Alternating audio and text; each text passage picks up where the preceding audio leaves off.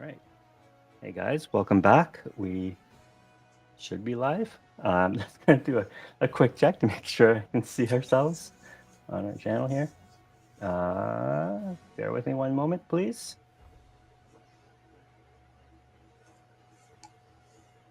There we go. And yeah, looks like we're live. Cool. Excellent. It actually works. Hooray. All right. Welcome back. So this is episode 2 of Silence of the Spiritsong. Unfortunately, we have forever lost episode 1 to my technical ineptitude. I apologize for that. Forgot to hit the record button. But I remembered that this week, so we should be good. Quick recap. We've actually played 2 episodes so far in this campaign, not including the preludes and expositions. In the first episode, we were introduced to all of your characters, hailing from different parts of Joa and the Dreamwood at large. You all had different lives, mundane for the most part. Nothing too extraordinary. Some of you were scholars. Some of you were barflies. Another, a roaming rapscallion, and another living deep below the Jawa Evertree as a craftsman, building bells and chimes, of all things. But through a series of strange and mysterious and interesting events, you all found yourselves within the Copper Vat, a very well-known establishment within the Tangle, which is at the base of the Jawa Evertree, where you encountered a raptor by the name of Kusat, who was apparently waiting for you all to arrive because it was foretold that you would be there that night. And he was there. He was there to collect you and deliver you to the crown at the top of the Joa Evertree, to take counsel with the elders there, as you were expected and summoned. However, a strange turn of events interjected, and it would seem a number of children have gone missing, including one of Soto's foster children. In addition to that, Old Bog, the barfly at the Copper Vat, had a rare, somewhat tense moment with his partner, ex-partner. Not quite sure what the status of that relationship is at the moment. Baby mama. Baby mama. Who had some choice words for Old Bog to get off his ass, basically, and find their missing daughter, who has taken it upon herself to become a ranger, but has disappeared from their home grove, and she had asked you to do something about it. Find her, maybe talk some sense into her, bring her home. And when you all heard word of these children gone missing, you decide to assist. There's one individual, a townsfolk member, who would take Old Bog's seat in the Copper Vat and protect it. One that you have so endearingly called Meatball, Emma Pak, that has gladly taken up that position. However, he has asked a favor of you all to find his missing child, Theo, who is amongst the children that have gone missing.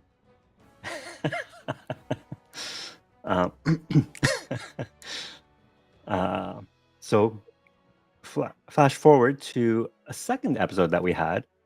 This was done on the Alt Roll Discord server. Wonderful Discord community, for those of you who don't know, geared towards helping players new to role-playing games and DMing alike. So we had a special one-off, one-shot there, where you actually got to play those children, those missing children, as they went on a blueberry hunt through the Dreamwood. After a series of misadventures, some perhaps tense moments. I mean, even PvP moments between children as they got into some pretty, let's say, lively art discussions, fighting over blueberries and whatnot. They wandered through the Dreamwood, past the Lotus Glades, through the Ancestor Stones, where they encountered a strange bamboo creature that Ruth seemed to know. There was also a vision of another Luma from long, long ago that Ruth was having a conversation with, named Winda. Apparently, Ruth's ancient ancestor. After meeting Ruth in the Ancestor Stones, Freeleaf, this bamboo creature, treant, for lack of a better word, although he is a bamboo, so not technically a tree, led you deeper into the woods where you could find the most bodacious blueberries in the Dreamwood. He marched you through forests and hills and across streams for hours until he brought you to the most spectacular blueberry bushes. You immediately dove in. Theo was attacked by wasps, almost killed by them. But through the children's ingenuity and perseverance, you managed to fight off the wasps and save Theo. But it was at that point where the children started hearing the bells in the distance at first. But Ruth, for some reason, was more susceptible to them than the rest of the children, and she entered a somewhat of a trance and was drawn to the sound of those bells. And as she was, the rest of you hurried along after her, still arguing over your blueberries. But when you finally managed to catch up to her, you found yourselves in a very different part of the woods where all the trees were dead. It was now night, and it would take you most of the night to get back to the Joa Evertree. And on top of that, you had no idea where you were. You were completely lost in the strange woods, creepy forest, bells kind of sounding off in the distance, and off ahead of you, you could see Ruth being drawn towards an enormous tree with skulls of bird folk hanging off of it, and along with their bones. And it seemed as though there was a burning fire within a hollow at the center of the tree. And hanging from one of its branches were a set of bells. It scooped Ruth up with one massive hand as Emery, one of the other children, tried to fly in after her and rescue her. The rest of the children hid behind a log, continuing to argue amongst themselves about the blueberries. And it was at that time that Ruth seemed to snap out of her daze and let out a horrified scream. And that's where we ended that episode. So we're going to switch back to the adults and pick up from there. Are you guys all good with that? Sounds good. Yep. Awesome. All right, so let's get going. Okay, it's over here.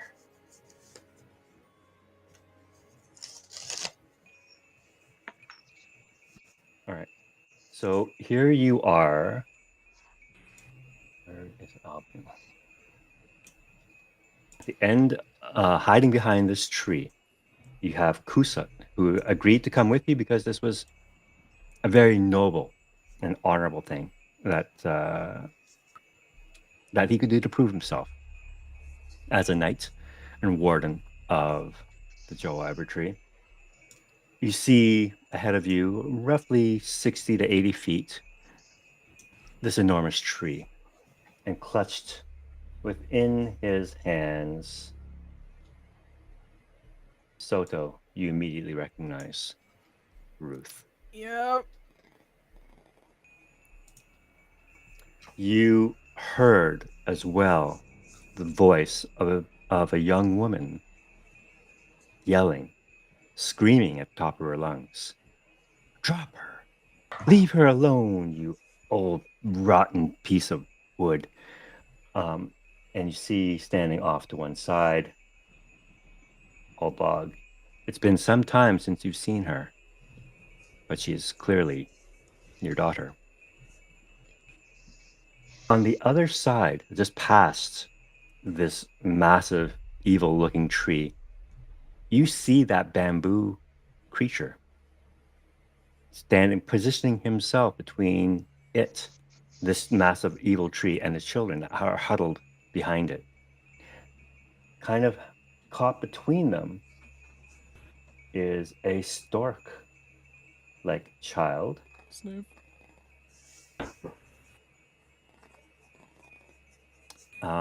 But the rest are a little farther back. I am going to have you guys. I'm going to bring you guys to the battle map now, since we're going to get straight into things. And I'll have you guys roll initiative. Oh boy. Oh, snap. Double oof for me. Big oof for me.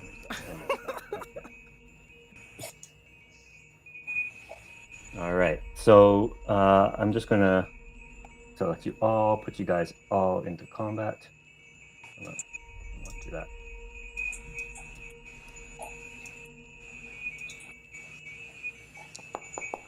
All right.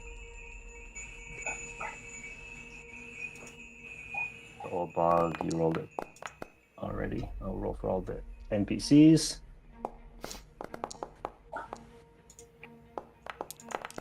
A lot of dice here, a lot of actors on this. Yeah. Oh, that was. Gotta turn the volume down on that. All right.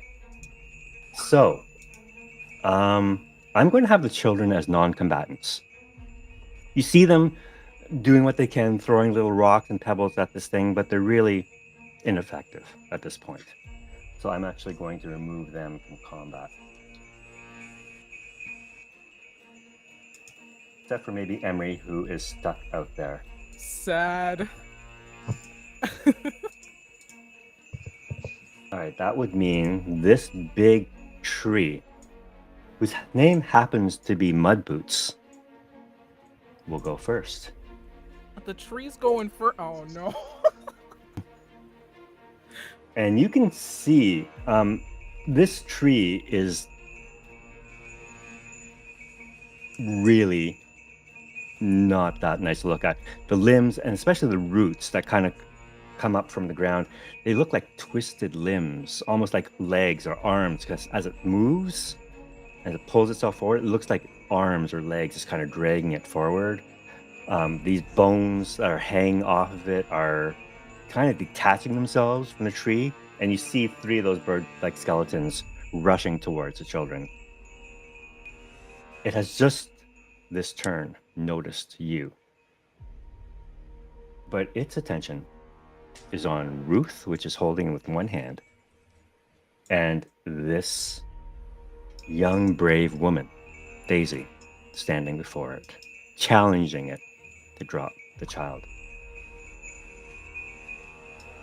It is actually going to hold its action as it brings Ruth closer to the burning fires within the hollow of its. And you realize now at this point, it is its mouth. And it's its mouth as its maw opens, and you see the thorn-like teeth surrounding this hole and the fire burning within it. And he's just pulling Ruth and pulling it towards that hole. The skeletons will go next. Actually, I'm going to let Kokoru go next. Let's go. I am going to. Let's see here. We're gonna move 20 feet. So right now.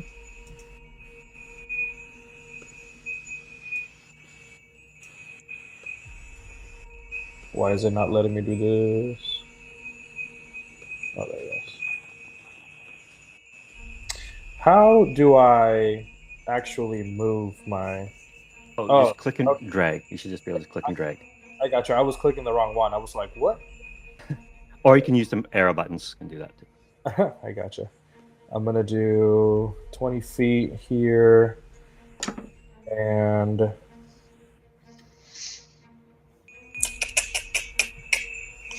Let's see. 20 feet Q. Perfect. And I am going to. Where is the spells? Here. Sorry, we're getting used to stuff. No worries.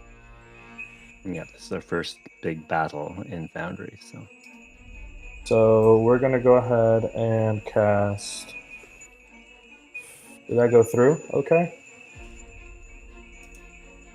What are you casting? Fairy fire. Okay.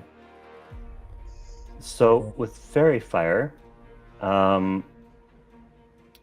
yeah, so you should have, like, it'll say place measure template, and you'll see a little highlighted square that you can move around, Yeah. and then you can just drop it wherever you want to cast it. So I'm gonna do here. That way it doesn't get Emery, but it gets these. Whoa. Okay. So it'll automatically roll the saving throws for those guys. So one of them gets caught in the Fairy Fire. Cool. And then the other two made it. The other two made their saving throws, yeah. Seeing it. Okay. And Cool. in fact, this bamboo-like creature is also covered Yep. in. It was bamboo or emery, so. Okay. We right. choices here, and then as a bonus action, I am going to do some bardic inspiration here. Okay. On Old Bog. Ooh, all right. Nice. Feeling inspired. Did that go through, or is that? I might have to do it. So Old Bog has Bardic 1d6. Yeah, ability checks and the ladder. Let's see. Ability checks, attack roll, or saving throw. Thanks. All right. You got that. And probably gonna try to yell at the kids to safely try to make their way back to us, because that looks very dangerous. It does indeed. So the bird folk skeletons will go next, and they are going to rush this bamboo creature. And they will have advantage on their attacks. Let me just target him and get their attacks in. They get only one attack each, but it'll be an advantage. Fortunately. All right. Not 20. Oh, that's unfortunate. All right. 3 hits on him. Oof. All right. So he takes a number of hits there, but he's still up. And that brings us to Soto. Oh god. Okay. For context, because I know I have some friends watching. Hey friends, I was Emery in that one shot, so the fact that she and Ruth are both at the tree right now, very concerning. So, I mean, I could have had Soto just go full dad mode and run at the tree, but we're smarter than that. We're not going to do that. We're going to have him move 30 feet, so 3, 4, 5. I want him to throw his boomerang at the giant tree to see if it will drop Ruth. All right. Go ahead and make that shot. Now, the way combat can work in Foundry is if you hover your mouse over your target and hit the letter T, you'll get little flashing arrows kind of pointing at it. And then when you roll your dice for your attack, it'll automatically fly Interesting. to that target. Okay. Why is nothing happening? And to attack it, you just hit the die next to your weapon. Yeah, it's not. My weapons are not working. Hello? Soto, where are you? Is that in your inventory? Yeah, so in your inventory, click on the, not their die, the sword icon next to your Yeah, I'm clicking it. name. You're clicking it, doesn't work? No, nothing's happening. I'm clicking all of my weapons. Oh, okay. In that case, that they're probably not set up right. We'll get that fixed next time for you. Yeah, that's fine. But in the meantime, just roll a d20 and we'll just add the bonuses for you, which will be your dex and your proficiency. Okay. Wow, why does Foundry hate me? I'm just trying to roll my dice. Hello.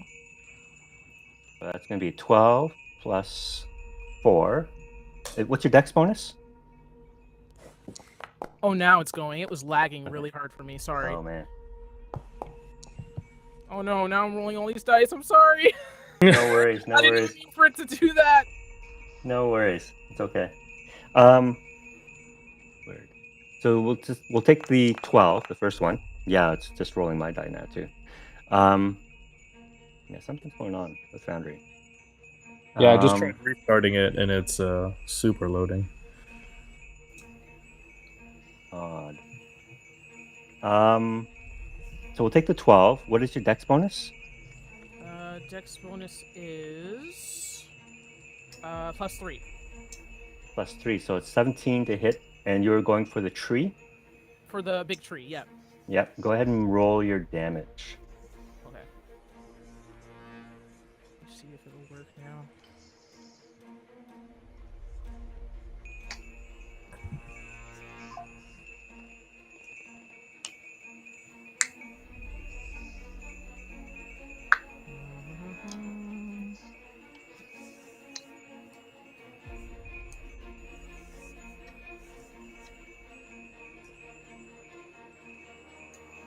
If it was going,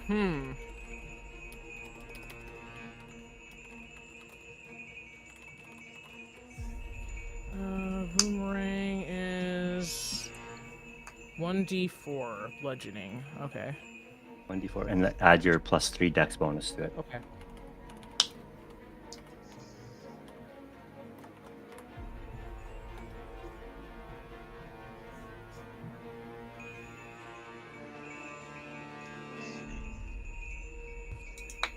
Okay, I typed it. We'll see if it comes up. Come on, go. Yeah. While we're waiting for that, Andrew, can I ask a question about the fairy fire? Sure. I just to double check in the thing in the chat where Kokoro's used it, and then it shows the dex saves, the saving Mhm. throws. It shows only 2 of the bird folk skeletons rolled a save. Is it just cut off because there's more than 3, or did one of them not have to save? I'll have to double check once my screen reloads. I'm trying to Okay. reload everything. Gotcha. I'm gonna And close it is. open it Yeah, again. Foundry's throwing a bit Oh of a no, connection. Foundry! I Okay. did get a 7 damage. Nice. Okay, I finally got my screen back here. So I just reloaded it because it was having some issues. Did that help? Yeah. Yeah, I'm going back in. yeah, it's just really. Technology. Oh my gosh, it's still messed up. Everyone's playing on Sunday night, maybe. Servers are loaded. No, this is a dedicated server. I don't know why it's throwing connection. I've never seen this behavior before. Like my No, me initiative neither. tracker is going crazy. Ooh. I think that's why it's Back so in. slow. It's because it's such a fragile moment in time. The kids are Seriously. They're waiting for us. Consistency. Founder can't handle it. No, Not the kids. it's too nuanced. Okay, I'm loaded back in now. Let's see if that works better for me. Yeah, I think one of the plugins is messed up. All right. so I'm we're back good.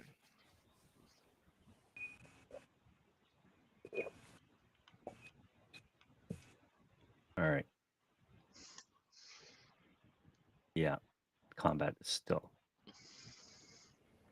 screwed up. All right. Since this is unplayable, I'm going to see if I can end combat here and redo this because I think that's what the problem is. If you notice, if you can go to the combat tracker tab, this cross sword to the it's top, it's it's hop. doing it's weird going- stuff. Yeah. Yeah, it's all confused. Yep. It's raving. It's So It's I- everyone's turn at once, actually. So let's just all swing our swords, and yeah. Let's it's just instantly Yeah. over. Your eyes and just start going. Then we win. I don't know. I've never seen this before. No, me It's just so bizarre. jazzercise. It's jazzercise. We're just all going, you know. It's happening. Yeah. It's happening live. We're doing it. Yeah, and I think that's what's killing the server right now because it's Oh doing yeah. this. Anyway, Anyway, so while I'm in the middle of trying to cancel this thing, I may need to restart Foundry completely, but we'll Oh my see. goodness. Um, If that'll work, I mean, worth a shot. This is super weird looking. yeah. I'm gonna pause the stream while I address this It's technical okay. difficulty. It 1 happens. second. We'll be right back. technical.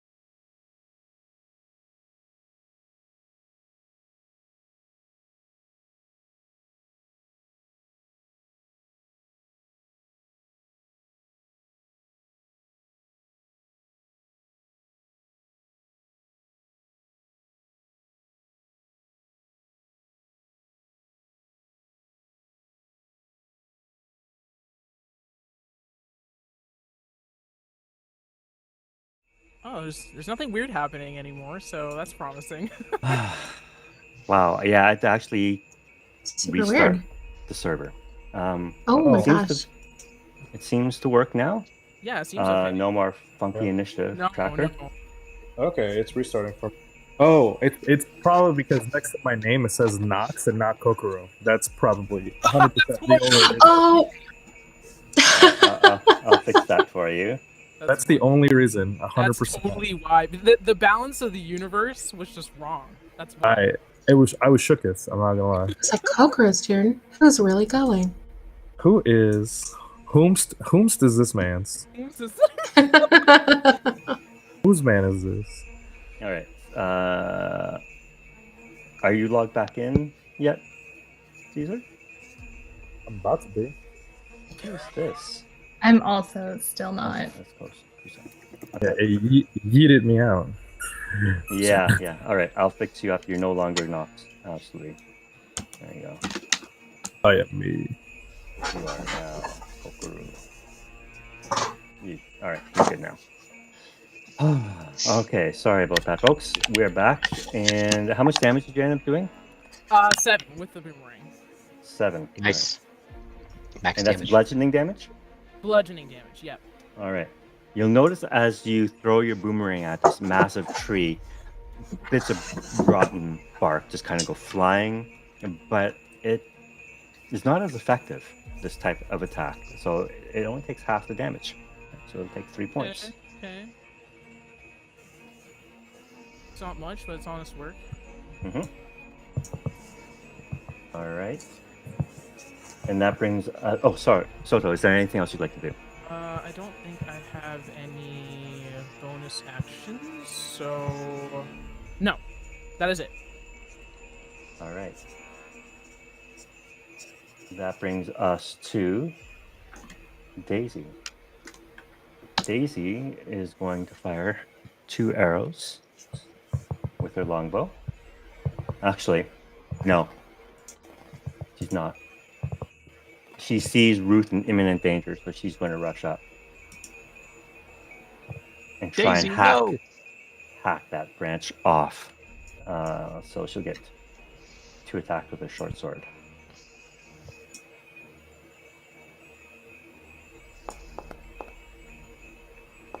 He hits. Oh, not bad. And misses. All right. Yeah, she's better than her old man right now. Gets 2 attacks. Kusat. How far is he from the tree? He's over here. 40 feet. Oh, that's right. That's Kokoro. Small guy over here. He is small. I don't know if I ever mentioned that, but he is small. But he carries a big sword. All right. That's all he can do. He just dashes right up with his massive sword. He says, "Release the child, you monstrous fiend, or you shall taste my blade." And that brings us to Enid. Well, we'll see. I do have a plan, but whether or not Foundry agrees with me is the question. Am I within 30 feet? Nope. Oh, I gotta get closer. I want to.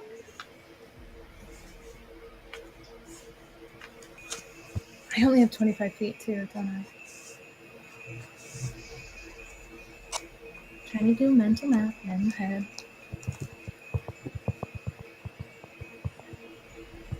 Just it's space to go to the spot, right? Where are you going? Like, you want to go through there? That's underneath the I wanna bench. You can. That's fine. It's like, not difficult terrain. go like there, but it also says the game is paused, so I can't. Oh, sorry about that. There you go. Yeah, gonna go there, but I still think I'm too far. That's as far as I can go, though. Okay. I had a whole plan, then realized I don't have that much movement. Be like that sometimes. Yeah. Anything Okay. else for me? I'll do. And I was gonna do Witch Bolt, but I'll do Firebolt instead. It has a longer range. Oh, firebolt on this evil tree. Okay. Light it up. It's, you know, it's what works. Nat 20. Nice. Nice. And then, That's did it roll? it's rolling the Damage? damage now. 16 points of damage. Wow. Let's Okay. go. Yeah. Unfortunately, Uh-oh. It's immune. the rotten nature of this tree and the fact that it has its own burning flame within it, it is resistant to the damage. It only takes half of it. Oh, it's not Valid. bad. Not bad. Could have been worse. Still better than immune, so. Yeah, that's what I was thinking. All right. Anything else from Enid? Nope. All right. That brings us to this treant sapling. It's going to try and take out some of these skeletons, just smashing a few of them. First one, it has advantage on, and it hits. And that should do it. Yep. Schmucks Nice. the first Just gonna one. get free leaf. Come on, free leaf. Free leaf. Got Yep. it. And the second one, he slams. Yeah. Hits. Yeah, get it, free leaf.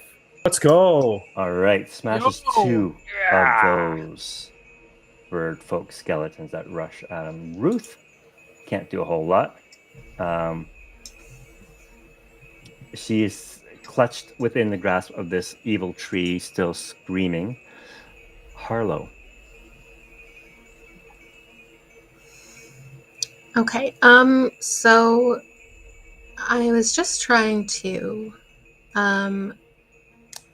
read some info for my lightning tether because I would like. So the range is 60 feet. So I believe like I can hit something that's 60 feet away from me, but if I tether it to something else, can I tether it to something that's 60 feet away from it as long as it's within 60 feet of me, or? They both have to be within 60 feet of you, both targets. Okay. So I'm gonna have to move up either way. 5, 10. Okay, let me see how far I can go.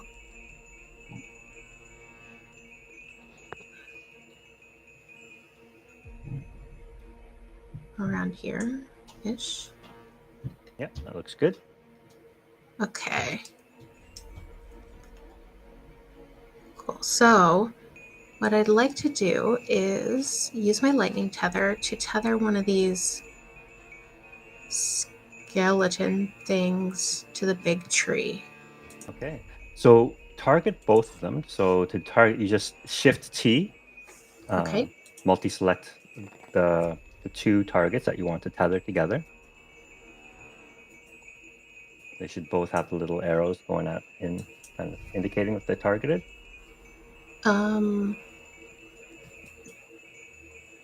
Nothing really happens. Do I have to click the weapon first?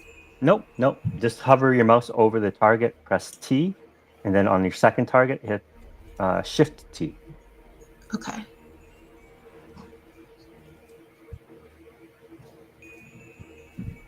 Okay, I can see the...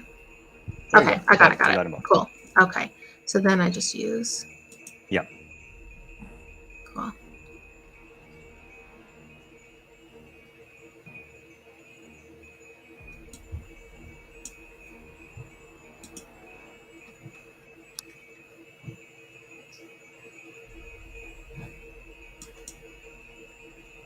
You have... There you go. Okay, it just took a second there. Ooh. Okay. Ooh, look at those graphics. Yeah. All right, so those two have been tethered together. Do they get a saving throw for that? So... No, they... At the end of each of my turns, both tethered creatures must succeed on a strength saving throw or be pulled 10 feet toward each other. They don't get a saving throw to not be tethered. But if they get pulled into each other, the effect ends. Okay. So anything else you would like to do for your turn ends? So I guess I have a bonus action still, right? Yep. Okay. Sorry, I don't know how to view by type of action on here. Oh, yeah, I don't think Apologies. they have that on your new sheets. I guess I could use my swift wheelers to get a little bit closer, but I don't know if I... Yeah, I think I will. I'll use my bonus action on my swift wheelers, which gives me extra movement, and I'll just move myself a little bit farther. All right. Oh, I think I'll go up here. All right. So at the end of your turn, these guys get dragged 10 feet closer to each other. Move 10 feet. Since this guy's so big, I'm going to only have him move 5. Yeah. And then the effect ends as they are now right next to each other. Cool. That was cool. All right. Old Bog, you're up. All right, the first sign of Daisy. The effects of old age fade away, and he just hauls off into a gallop. And I will dash 60 to here. And while I'm doing that, I will draw my hand axe. End of turn. All right. It is now Emery's turn. who has caught herself next to this massive tree. I'm going to ask Soto, who played Emery last session, what That's would me. Emery do? I love it. What would Emery do? So remember how I didn't use the tea set last time? Can I use Okay. that now? Okay, how would you like to use the tea set? I think she's just gonna throw it at the tree. That's Let my new friend go, you big meanie! We were supposed to have tea! All right, and what did that tea set? Oh, gave you so because it would typically give you, I think, inspiration. I will allow Emery to give inspiration to somebody else by doing that action. Nice. Okay. Let's see who is next. Kokuro is next in the order for our squad, so let's give it to him. All Let's right. go. Kokuru, you see this little stork child throw her most favorite item in the whole world at this monstrous tree, demanding it let go of this child. And you're so taken by this action that you are now inspired. Top of the round. Mudboots will go. As a bonus action, he will release 2 more skeletons from the tree. One is going to drop here. The other one is going to drop here. And as his action, he looks around at all of this crowd of people that's gathering around him. There is, on the one side, Daisy yelling at him to release the child. This old servant man running up with a hand axe. This raptor, ferocious knight, rushing up with his massive sword. And his child that just threw her teacup at him. That's my girl right there. He surveys the situation and decides that the knight with the big sword is the biggest threat. So,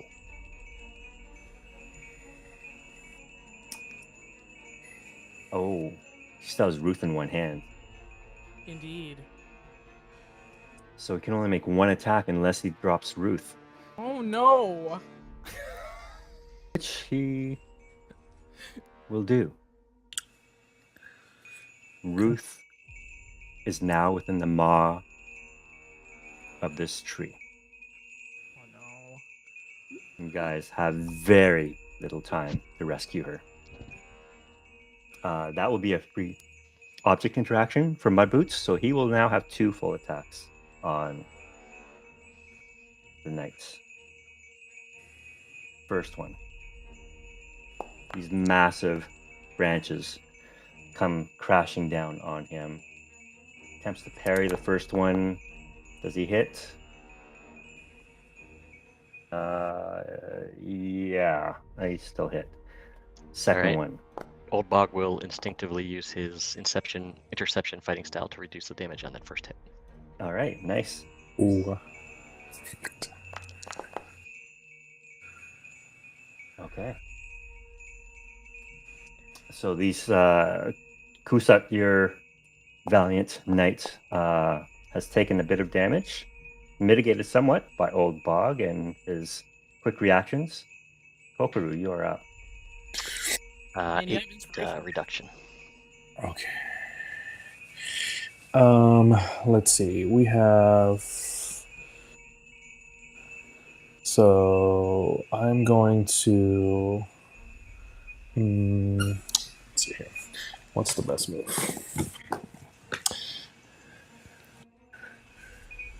I think. Is there a way to try to get the template without casting the spell? Yes, if you right below your little guy here, I think.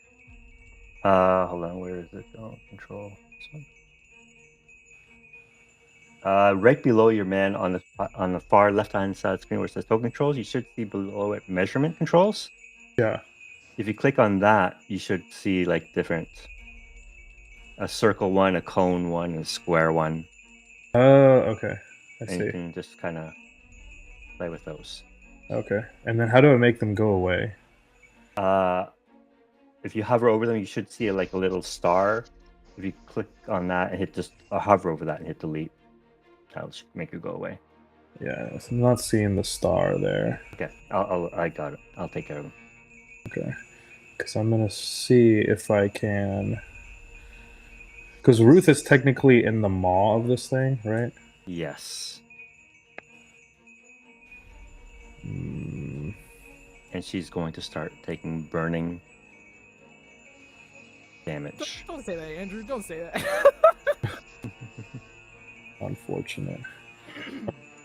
Sorry, I'm like drawing all over the place. Can you delete those two? And then I'm going to... Oh, this is risky because I don't really know, but we're going to have to try to do it anyways. See what we can do. Okay, I'm going to try to do Fairy Fire one more time. Okay.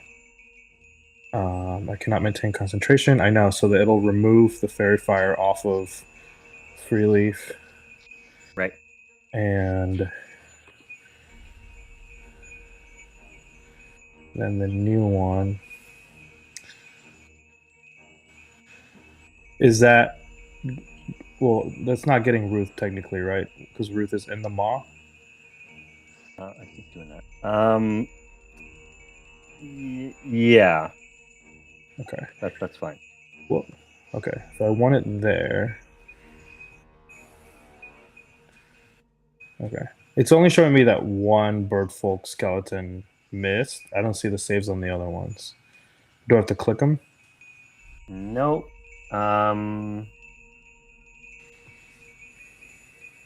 Yeah, it's because you placed the Fairy Fire.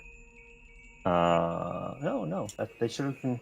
They should. That's be- what I was asking about earlier. Just one of the bird folk skeletons didn't like roll for a save, but three of Okay. them, yeah, it was two I'll just- skeletons I'll and the just- extra. I'll make the saves for the other two then right away. Okay. It's a 13 spell save DC. So top one fails, bottom one makes it. So this dude up here is Okay. also Fairy Fired. And what about Mudboots? Mudboots. Yeah, why didn't he make a save?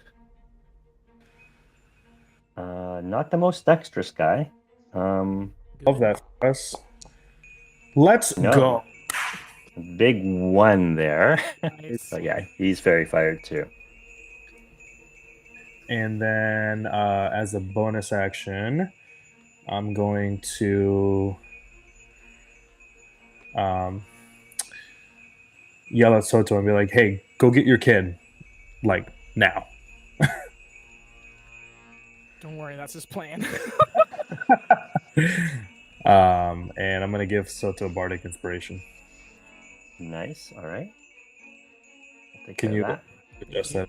Thank you so much. Appreciate that. It's not showing the countdown for me in my my sheet, but I'm keeping track of it. All right. Cool. And All then right. I will move just right behind Harlow here.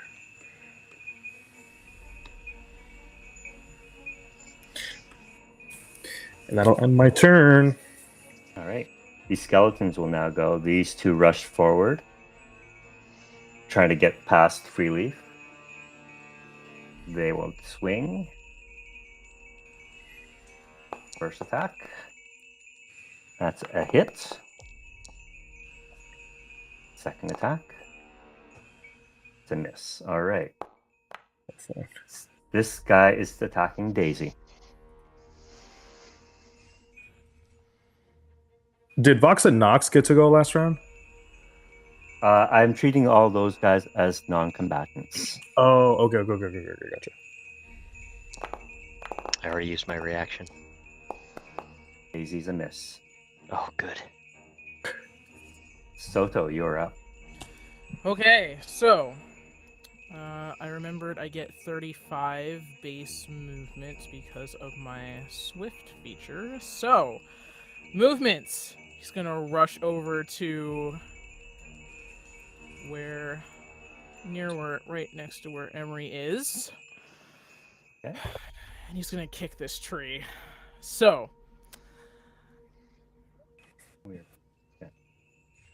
so this thing has fairy fire on it, Mudboots. Yes, it does. So I get advantage. Yes. Right. Okay. So, action unarmed strike. So I get to roll twice for that. Oh, to roll with advantage, you hold the Alt button down while you're rolling attack. Oh, okay.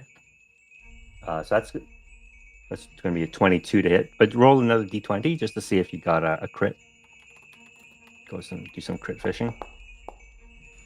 Definitely not. No. We tried, All right. though.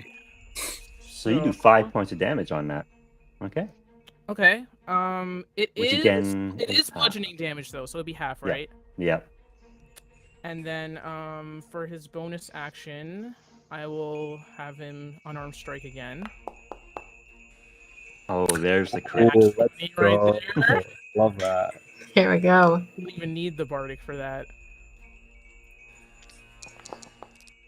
Nice damage And too. As Oh. he's Oh. kicking, he's just going to be yelling his heart out. But most notably, he'll be saying, "I will not lose someone else." All right. You guys see Soto going to town on this tree. Daisy will go next. She's going to be forced to attack this skeleton first.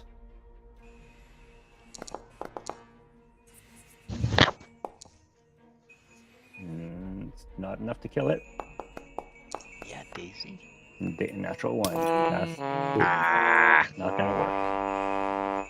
Kusa will go. He'll take a couple big swings at. Actually, he will not. He will see the dire straits that Ruth is in as the giant maw of this tree starts to close and imprison Ruth inside. He is going to willingly jump into the tree and Oh, try and get Ruth out. So he's going to make an athletics check to see if he can do this. come on, bro. All right. And I'm going to make one for Mudboots.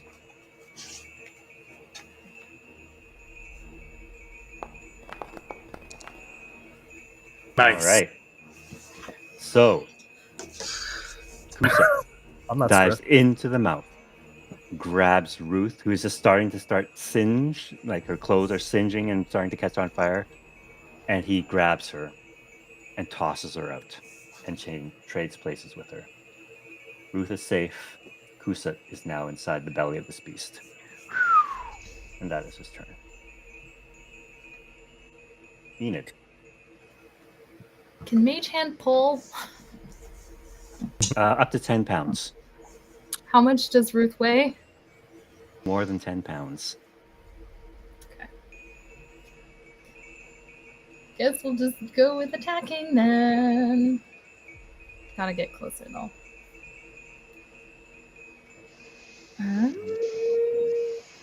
this side, just to show he's inside, and he tosses Ruth out.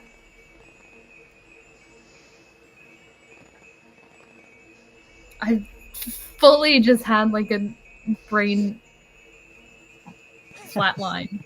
Just like sat there and was like, what am I doing? Okay, let's go. I still want to stay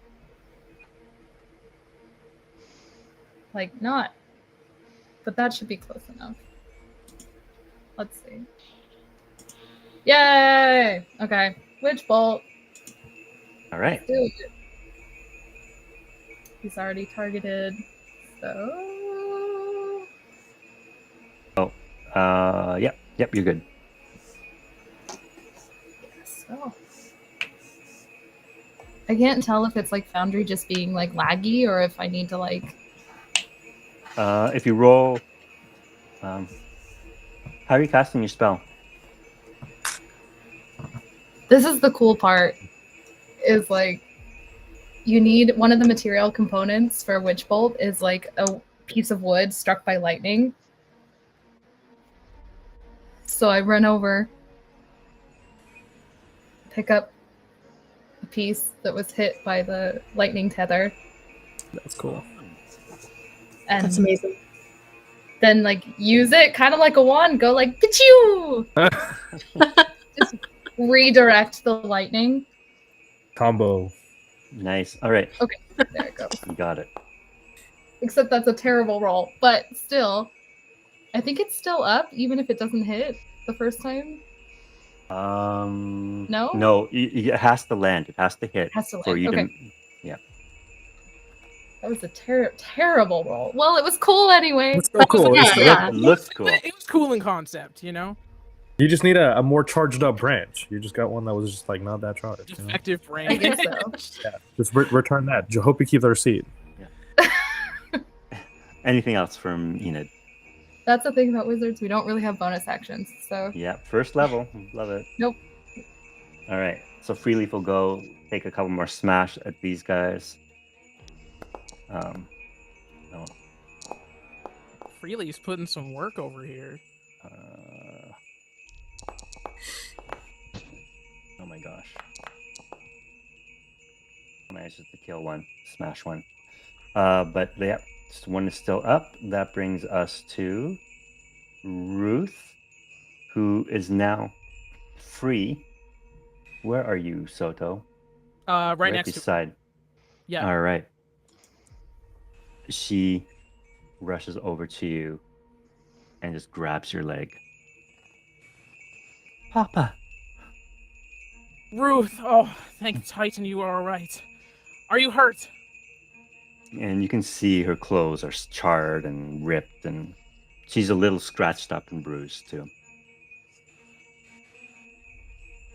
It's okay. We're going to get out of here. We're going to go home.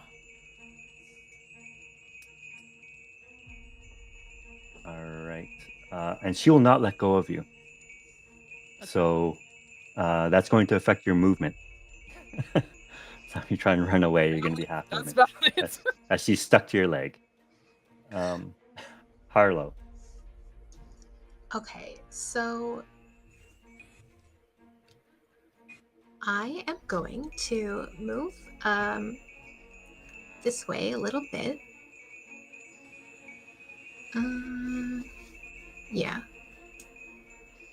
And I am going to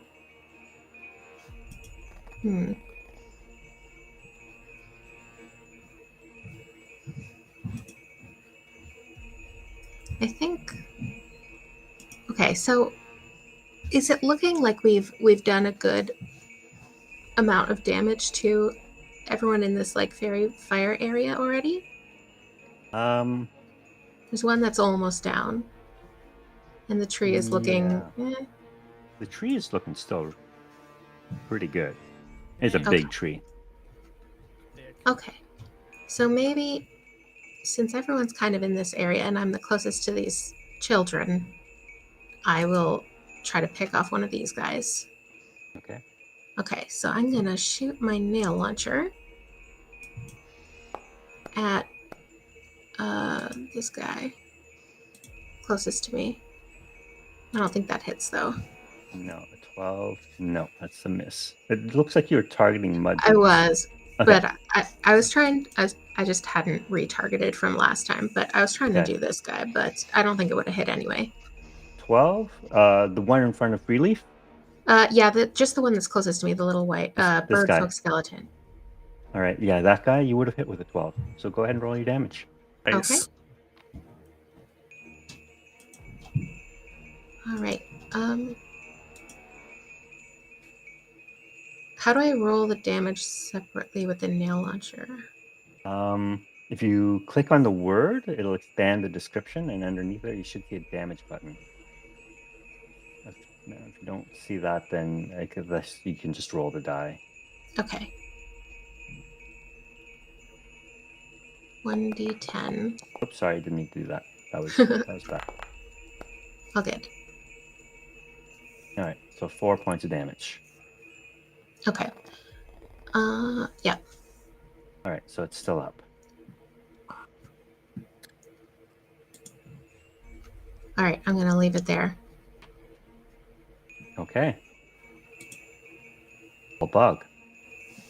Old Bog steps up. He can't believe he's fighting next to his daughter, and she just landed a blow on the skeleton. But he'll turn his attention to the tree. And is the tree fairy fired? It is. Yeah. All right, then I will swing my hand axe with advantage. Okay. How do I do that? I was going to try to do that through D&D Beyond. There we go. Nice. So a 10. Ooh, 12. I can put my Bardic on that. Let me put the Bardic on the 12. 12. Right, 12. All right, And this is on the big tree, right? on the tree. Yeah. Okay. So I'm putting my Bardic to hit Okay. on the 12. 12 turns into an 18. That's a hit. You just see me go, school guy! And 7. 7 the points tree. of damage. And object interaction, I'll reach down to my boot and draw my dagger. And 2 weapon fighting, I will now use my offhand to swing with the dagger. Okay. So axe in one hand, dagger in the other. 24 to hit for 1 That's a more hit. piercing. All right. And end of turn, and I got my reaction back. Nice. All right. Oh, Bog in the fight. Emery. Teacup. Favorite tea set is destroyed, shattered in little pieces on the ground beside you.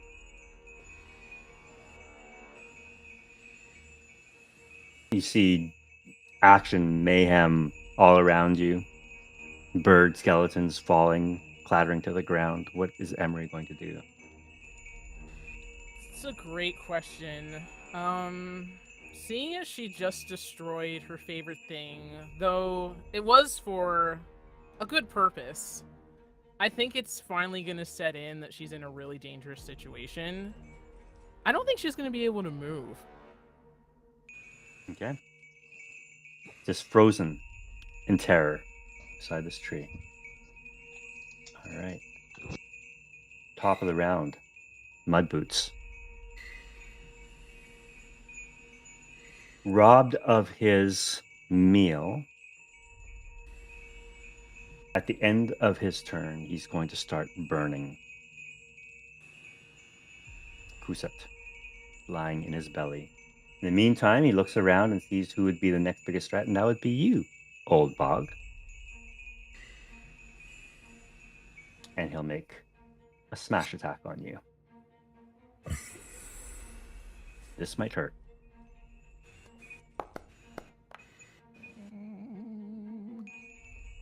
It looks like Old Bog has a reaction. Old Bog is AFK.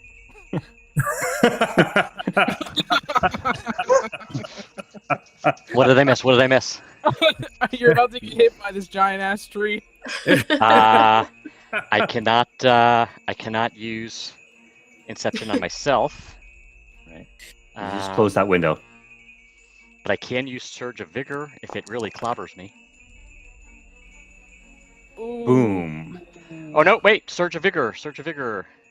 Okay, yes, you want to use Surge of Vigor. What does that do? If an attack deals over half of your current remaining hit points, even if your hit points are reduced to 0, you immediately regain hit points equal to D12 plus con modifier. You can use this feature long rest. Wow. Okay, it's like a... Lucky. All right. Huge. Let's go. That's So I am still up with 8. lucky. Wow. So I know Mudboots... Sorry, go Sorry. ahead. I'm no longer Bardic, but I'm still standing with 8. Okay, I'll remove the Bardic off you. Yep. All right.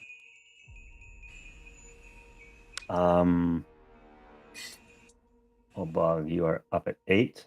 Yep. Gotta change your hit points so you're back alive with us. Okay. That was the first attack. Okay. So this tree just slams down hard onto you, and as you should have been dead by all rights after that blow. And he is remarkably surprised that you're still alive. And as you go down, you hear Daisy gasp behind you. Like He Rocky, like I'm staggering on my feet, but I'm still standing. is going to try and grab Emery with a second attack. I will allow Soto. You can roll a d20 to see if you can avoid being picked up by this massive tree. Okay.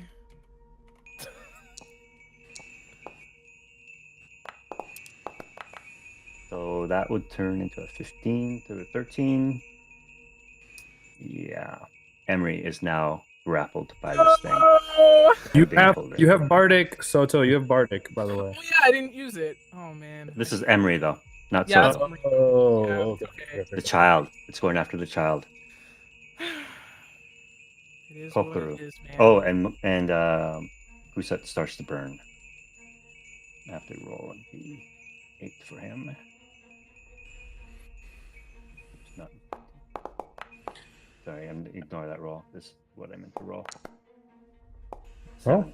Still Same the same. Dang it. All right. And you hear Kuset crying out in pain as he's being burned alive. Is he stuck in there, or can he get out? You can try to get out, but the maw is closing, so it's going to be difficult. He's going to be in a swallowed state very soon. Well, I'm not strong enough to get him out, so I am going to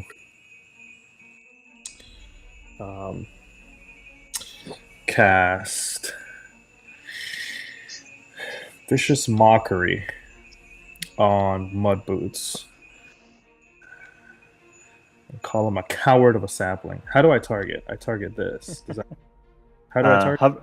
Hover over him and Yeah. press the letter T, Okay. T. and you should see like arrows kind of going in at him.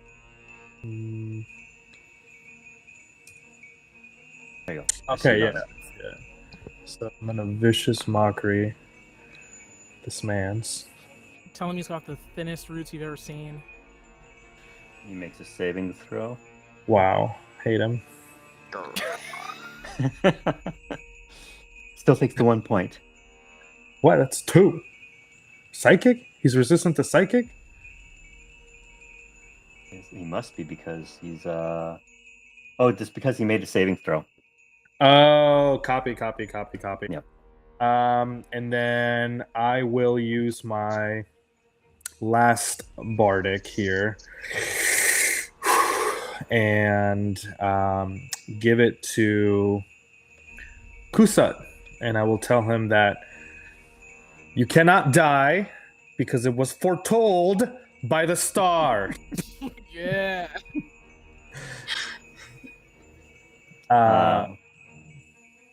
You can hear him respond from the inside of the tree.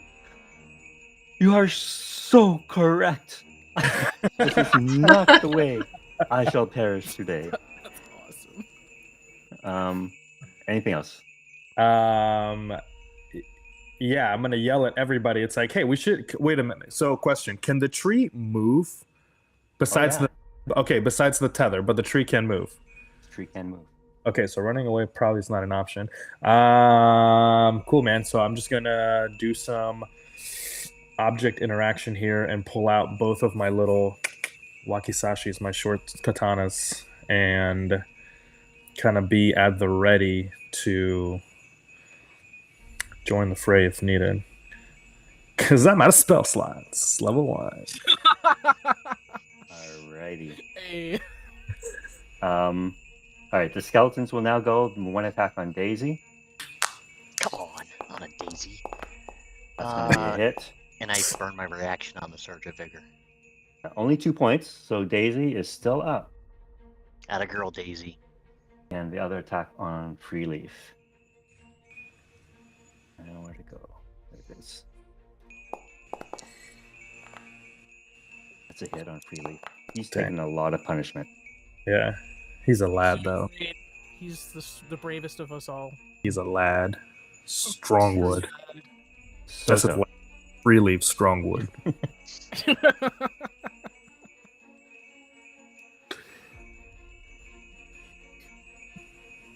what would Soto like to do? So, since Ruth is on his leg, how would that affect his movement? Say, were he to disengage. You can still disengage, but your movement is halved. Okay.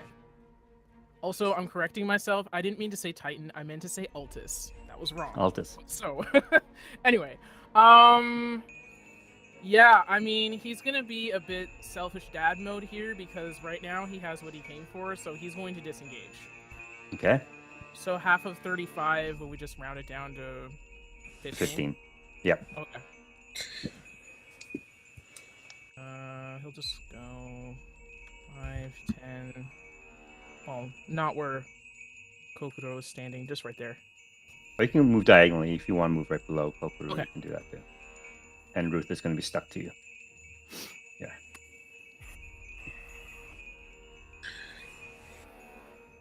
And he'll just say Right. something like, "Stay close to me. I'm not going anywhere." She has her face buried in your leg. Both arms wrapped around you. Yeah. It's not moving. Daisy's going to try and take another swipe at the skeleton. Miss.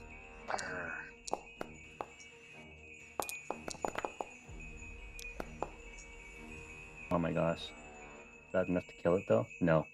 Oh, Come on, nah. The skeleton. MVP. Okay. Kusa. Burning in the heart of this tree. Will attempt to escape himself. He'll make an athletics check to see if he can pry this maw open. He's not going to even bother with that. He's stuck in there. But he does have a second attack, so he'll try again. That's rough. Oh, it's even worse. Kusa cannot escape. Enid. Does Fairy Fire affect spell attacks as well? Yes, they do. So I should have had advantage on the Witch Bolt. All right, so go ahead and roll another d20 for your last attack. Shit. That's not a d20. That is That'll be a hit. +5. That's a 21. That is definitely a hit. So roll your damage from the first attack from last round. It's just a d12. All right, go ahead and roll that. So I'll just roll the d12 and then. Yep. So 10 points of necrotic damage. Of lightning. Lightning damage. Okay. Oh, that's right. Witch bolt. It is not resistant to that, so it takes the full 10 points. awesome. Nice. And then I will reactivate the Witch Bolt. All right. So you have it tethered to your witch bolt, so you just have to pump more damage into it. Go ahead and roll the damage. Yeah, just like, this damn thing. Hit it on my leg. And point it again. He's targeted, so Witch I Bolt, think let's with- go.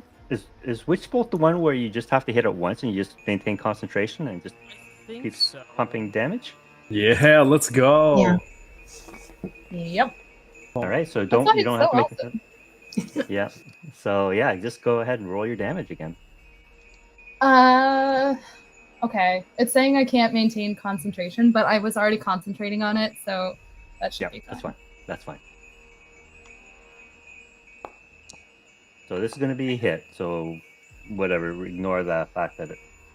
Oh, because I had to roll with advantage again, because it's still under Fairy Fire. No, you don't have to. You don't have to attack again. The witch bolt is still stuck to this thing. It's like Do I in. have It's, to? It just Yeah. it just goes. It's just It like, just hey, goes. On each of your turns for the duration, you use your action to deal 1d12 lightning damage to the target automatically. yeah. So you don't oh even have shit, to roll the hit. man. That is sick. So it's Plus, just free and then damage. it's just 8. Yeah. All right.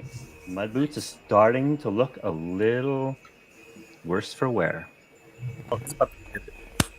Starting. That's You guys all have I can done do. 45 points of damage on it already. Dang, that's a help. Okie dokie. That's all Alright. I've got. See if Relief can get rid of this last Oh, skeleton. Free leaf. Doing great, free leaf. Yeah, just Yeah. smashes it. Let's go. Yeah, so he just kind of crushes this last bird skeleton and then stays where he is. His first priority is to protect the children. That brings us to Ruth. Stuck to your leg, not doing anything. Harlow. Okay. So Harlow is going to shoot at the other what is this? The other scout. Oh, Over here. Up there. yeah. Sorry, it just lagged a little bit on my screen. One of them was still there. Yeah. So I'm gonna shoot at that one with the nail launcher. Okay. Let me T to target. Yeah. Okay.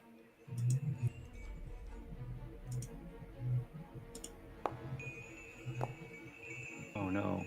Goes a little wide. All right, and then with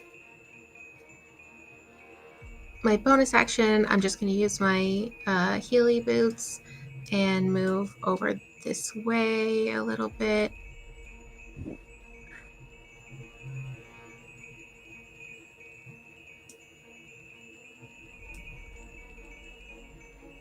All right.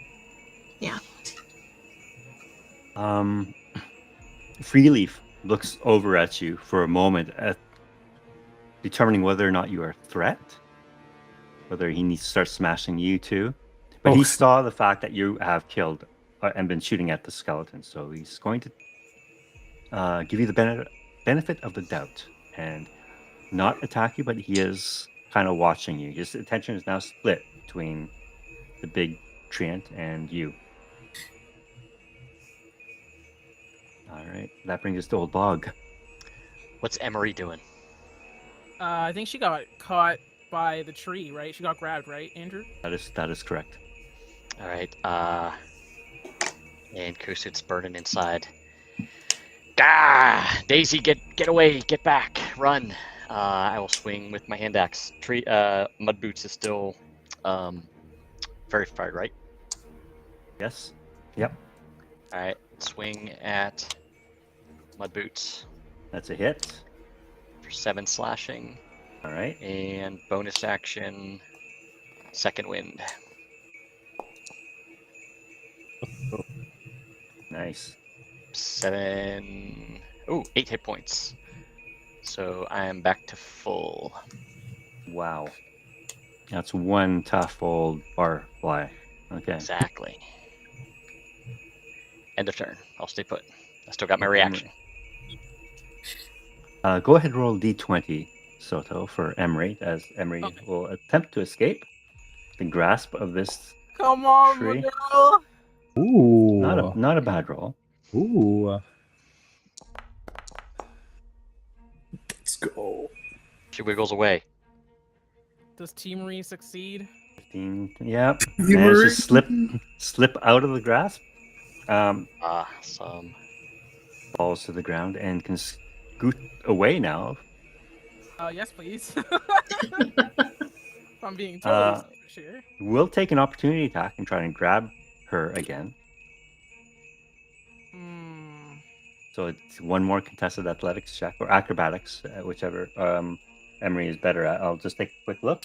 I think Emery. it was No, athletics is better. Yeah. Okay. Just go ahead and roll a d20. Oh my gosh, you guys got to beat that one. Amazing. All right, with a nat 1, I'm going to honor that, and Emery escapes. Hooray! Yeah! Awesome. All right, so where's Emery going? Kokoro would probably be like, "Come here," like here. Yeah, she'll listen. She's smart. She'll Alright, go so over to she'll- where Kokoro is. Okay, runs behind Kokoro.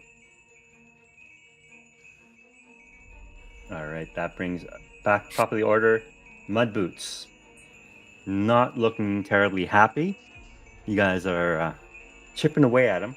Old Bog, you just won't go down, so he's gonna go for you again. Yep.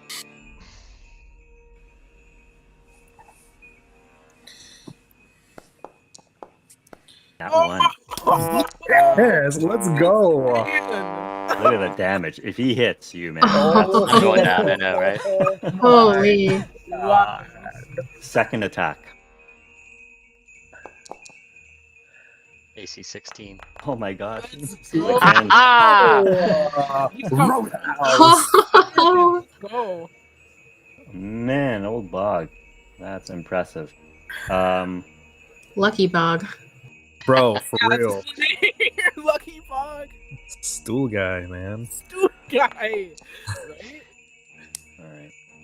Kusat's burning. Ah, His It's okay, that's valiant cries from inside are getting weaker. oh man. Kusat will make an attempt to get out.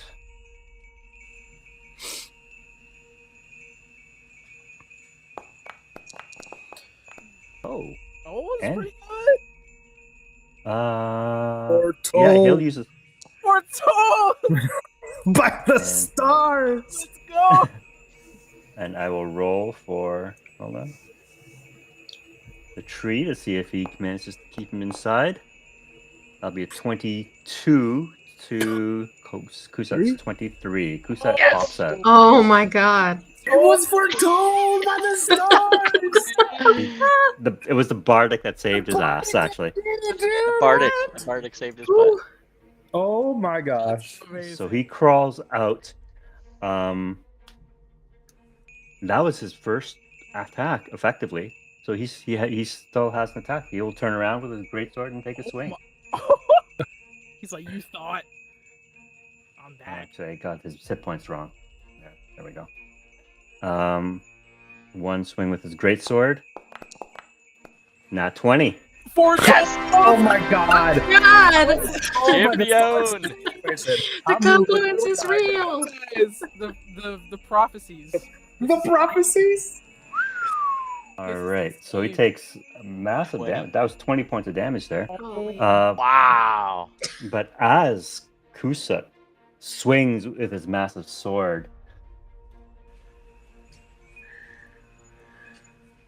you see a moment of strangeness. He is angry, and he is full of righteous fury as he swings down with his sword.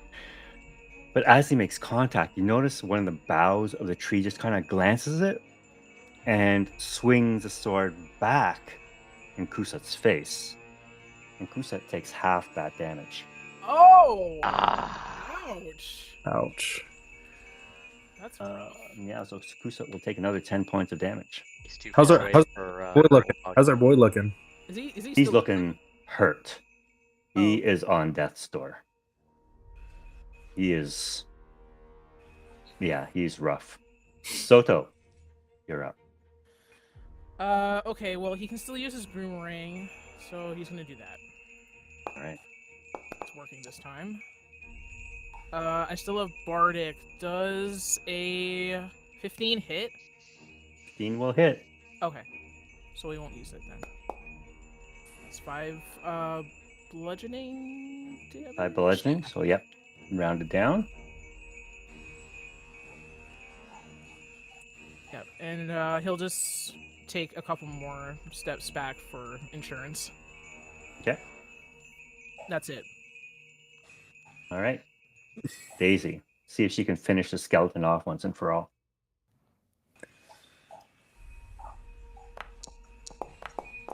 Nice. Big rolls. Big Come roll. on. Still alive. Still Wow. alive. No What a way! What? What a hero. It feels like it has like 30 hit points or something. Skeleton's the real boss. Finally. There Finally. we go. It's the real Attack Finally, vibe. yes. Boss. All right, so the last skeleton falls, and he said, "Father, get back. I'll take care of this." No! Get your old bones away from this thing. Girl, you get going. Head to the woods. Kusa took his attack. Enid. Witch bolt. Let's go, girl. Let's go. Let's go, girl. Oh, I'm sorry. Kokoro, I missed you. Oh, it's okay. I don't have feelings. Sorry, Enid, before you go, I have to laugh. I literally, you know what I'm doing on my turn, so it doesn't even matter. Okay, so it's me. Yes, it is you. Sorry, I totally... It's okay. I messed up you and Kusa. You're totally fine. I'm gonna quickly turn around to Emery. I mean, I don't know her name, and I'm gonna ask her. I'm gonna be like, are you okay? Nods. I think so. What's your name? Is Emery? And I'm gonna like pat her head and be like, hey, Emery, you're really, really brave. Do you see that mean tree over there? Yeah. What's Make like your me drink my teacup. What's like your best insult? Like if you could just call it anything you want, like what would you call it? She's gonna like furrow her brow and like think.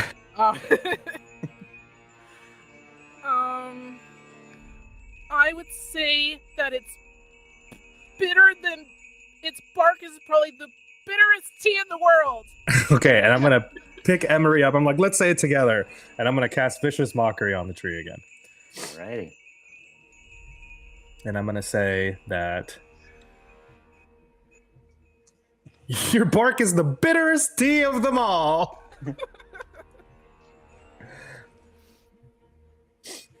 Made it saving throw. Ugh. 1 damage, so it takes 0. Savage. And then I'll tell Emery, I was like, hey, maybe that wasn't the best one. We got to think of another one.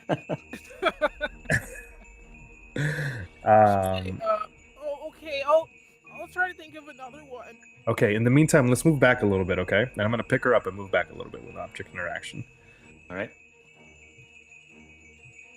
Move up to half your movement when you're carrying someone else. Yeah, I'm just going to move back just a little bit.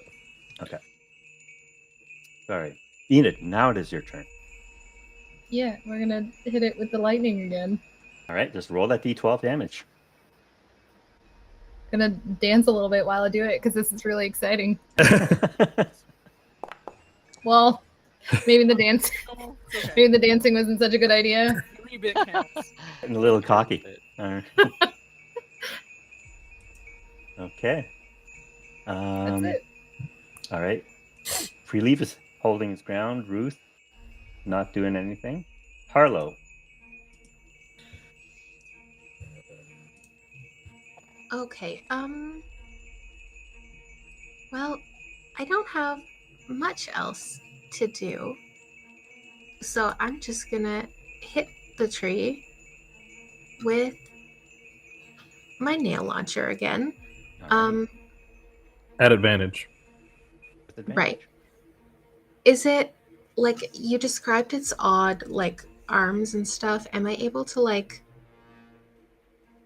try to nail one to the trunk of itself kind of thing? Like if there's a wooden flat surface behind it, I should be able to try to nail it.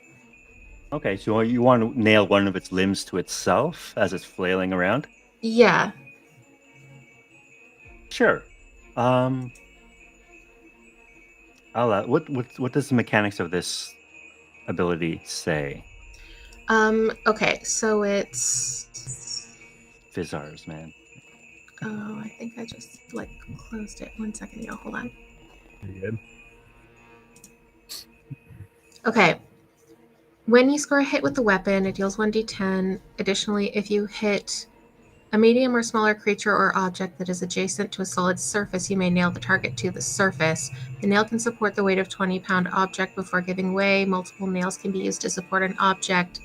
A creature nailed to a surface is grappled and must use their action to make a strength athletics check against your Fizz crafting DC. So I was just thinking maybe I can like take one of its arms, kind of like Sure, so we can't take double actions. Yeah. But because this is specifically like a called shot, Your DC to hit is going to be higher. Okay. So do I'm- I still that'll- have advantage at it, or is it You straight? still have it. You still have advantage, Okay. but your DC is going to be 17 now, which is you still got it. Go. All right, so you Okay. nail one of its limbs. Actually, go ahead and describe it for me. What this looks like. Okay, so I'm just gonna wait until it's like bringing its arm back down, trying to like swipe at you and hit, but wait until from my angle, because I'm from kind of like behind it now that it's facing the other way. When it brings its arm back down, I'm gonna like shoot my nail right at it, and as it catches, I shoot a couple more in, and it gets a little bit stuck, like it's trying to waste its time trying to pull it back out, and its other arm is still free, but this one's locked in. Nice. All right, so that's and on top of that, it took 2 points of damage. All right. Cool. Anything else from Harlow? No. I don't have a lot of things that I can do right now. All right. So yeah, at least you took one of its attacks away, which is huge. Yeah, I mean that's massive. Like massive. Old Bog. All right, swing in with the axe with advantage. That's a hit. 22 Hit for definitely 8. hits for 8 points of damage. All right. Dagger in the other hand, offhand. All right.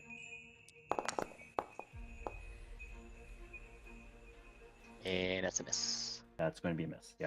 End of turn. All right. Emery's not doing much. That brings top of the round. And Mudboots, with one arm stuck, it's going to take one of its attacks to try and free that arm. So it has to make a strength check, you said? Yes. The strength check is. Let me just pull it up again. Sorry, one sec. Okay, it's against my Phys crafting DC, so it'll probably be fine. It's a 12. It has to beat. Be a 12. Yes. Manages to free that limb, but it cannot attack with it this round. Okay. With its free hand. It's between Kusat and Old Bog.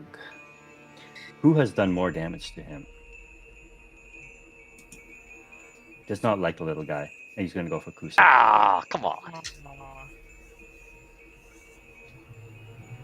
Oh, I didn't do that. Let's target him, little guy, and slam him. Not for Oh, Yes. no. No. This poor Mudboots not having a good day. We're told, my man. Don't go after Kusa. Yep, not for told. Protected by prophecy. All right, I got the initiative order correct this time. Kokoro, what would you like to do? Let's go. We're just gonna try to do it one more again. That's really all I can do at the moment. All right. Actually, let me do a little bit of a measurement here. Yeah, I'm going to make. Ruth is behind Soto, right? Like behind his leg. Onto him. Yep. Oh yeah, I'll move Ruth back. Okay. I want to do a. How tall is Ruth? Probably 2.5 to 3 feet tall. Okay. In a 5-foot cube, I want to do a minor illusion of Ruth, like in this little corner here. All right, down here. Yeah, to try to grab the attention of Mudboot, and I'm gonna make her so she looks just like when we first arrived, when she had like the weird like kind of glazed over eyes type of stuff. Because when we arrived, that's what she was looking like. So I want to put her a little bit lower, Okay. Like right there. Yeah, right in that corner. Looking at him, like almost like entranced by the maw. All right, can you go ahead and make a deception check for me, please? Oh, I would love to do that for you.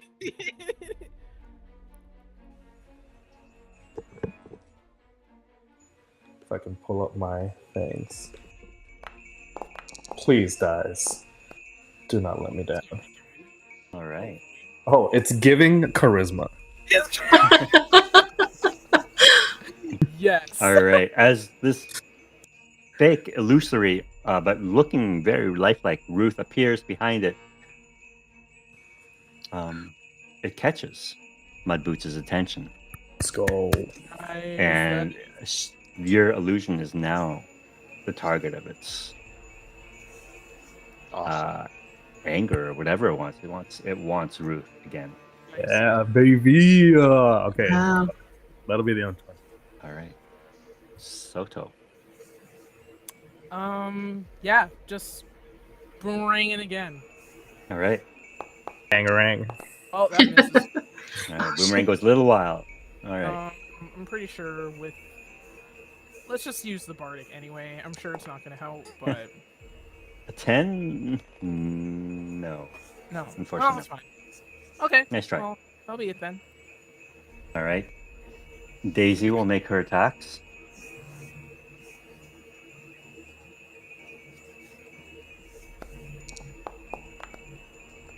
It's going to be a miss. And a miss. Kusat will make his attacks. Oh, they were at the advantage too, so I'll just roll again. Oh, yeah. Forgot about that. Oh yeah, I forgot to. It's fine. No? No, go ahead. Go ahead and roll, Soto. This is going to count. This is going to matter. You're very close. Okay. Yo, Fairy Fire coming in clutch, though. It's still. Yeah, it's still like up. 12, 12 hit. 12 is not. No, unfortunately not. It still didn't. It's okay. All right. Okay, With Mudboots with still the up. Bardic, though? With the Bardic? Because you used the Bardic on the non-advantage roll because you didn't know you had advantage. What was your Bardic roll last time? What was the Bardic roll? True. Let's just scroll up a little bit and see what that was. It was originally a 7, then with Bardic it turned into a 10. So So 3. 3. Do you want to use your Bardic? Let's say you use your Bardic on the second attack. If you will allow me to do that, I will allow that. So 6 points of damage with your boomerang. That would be half because it's bludgeoning also. Yeah. So 3. All right. All right. It's still up. It is. Mudboots is looking hurt. You can see like chunks of bark. Most of the bark has been stripped off this tree. Branches have been broken off. You're down to the bare trunk now, and it's looking really rough. Kusa will make an attack. Foretold. Hashtag foretold. Oh, forgot. All right. And normal damage. And then second attack, I forgot. Should be advantage. All right. 2 minutes.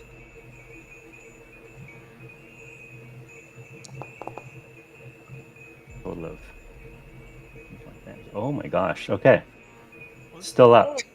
We're just here to distract the tree, and Kusetta's going to do all the damage for us. Hey, give my boy Stool Guy some credit. Stool Guy, I think Enid's gonna get him. I think. Yeah. Enid's he's gonna been get him. throwing. All right. Well, not if I'm dancing. Don't dance. You got to let yourself have some fun. Enid, Yeah, Go we're gonna go for hit it. it with some lightning. Let's go, girls. Seemed pretty effective the first 2 times. Oh, nicely done. Enid, please describe to me how you destroy Mudboots. I think because the dancing didn't work, so she gets super focused. And as I like, the blue light kind of like glows from the astrolabe. She just kind of closes her eyes and shoots the most lightning she can like channel through herself. And then she kind of like So as this lightning energy streaks from your hands and this shard of wood that you had picked up, and it's used as your focus, it splits Mudboot right now. You hear this thunderous crack, and he just falls into two pieces. And the flame inside of him has gone completely out. And the bells stop ringing. Now, can you all make a perception check for me, please?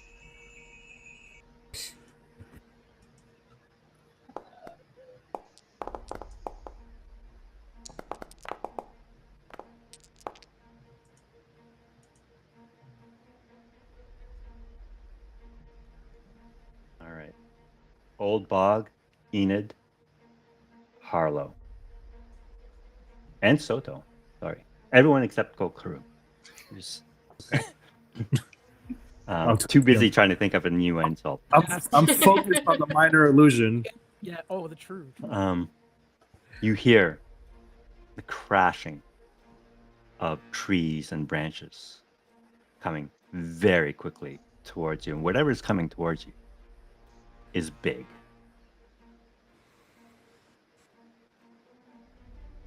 What would you like to do? It's coming from Yeah. this what direction. Which direction? Behind East. where East. Mudboots Oh, I was. see. Now, you have one round before whatever it is will be there. I'd like to turn around to these like kids behind me and say, "Run over to the rest of my group. We're gonna go back out the mouth," and kind of try to get them to just like head out of the area toward like where Emery is, and maybe run, away. Make move your token 60 feet. Is that your movement, Harlow? You have how much movement? Well, do you have? I'm standing with them, so Yeah, you'll all have one round of movement if you want. So, and if Okay. you want to use your action to dash, you can move up to 60 feet. I don't want to move like farther away than the kids do, so it'll be kind of up to them what their max speed Okay, is. I'll move these guys first. They're all Okay. going to clamber onto Freeleaf, and Freeleaf will move. Okay. I'll just see where he goes. He's going to dash. He's going to move all the way back here with the kids. Okay. And I'm gonna head that way. Oh, the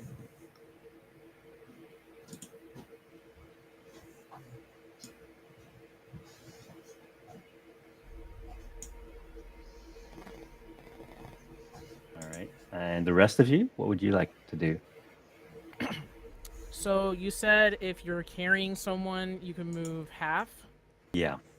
Okay. So Soto's not taking any chances. He's going to scoop Ruth up and just start running in the direction of the other children with her in his arms. Okay. So that's 15.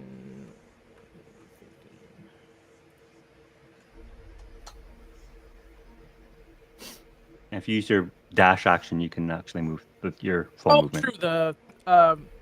So it'll still be 30. Yeah. Okay. Yeah, you can move. Since if your full movement is 35, I'll It's allow you to 35, move yeah. 35. Okay. Thank you. Yeah. Yeah. Okay. So that will be where he goes.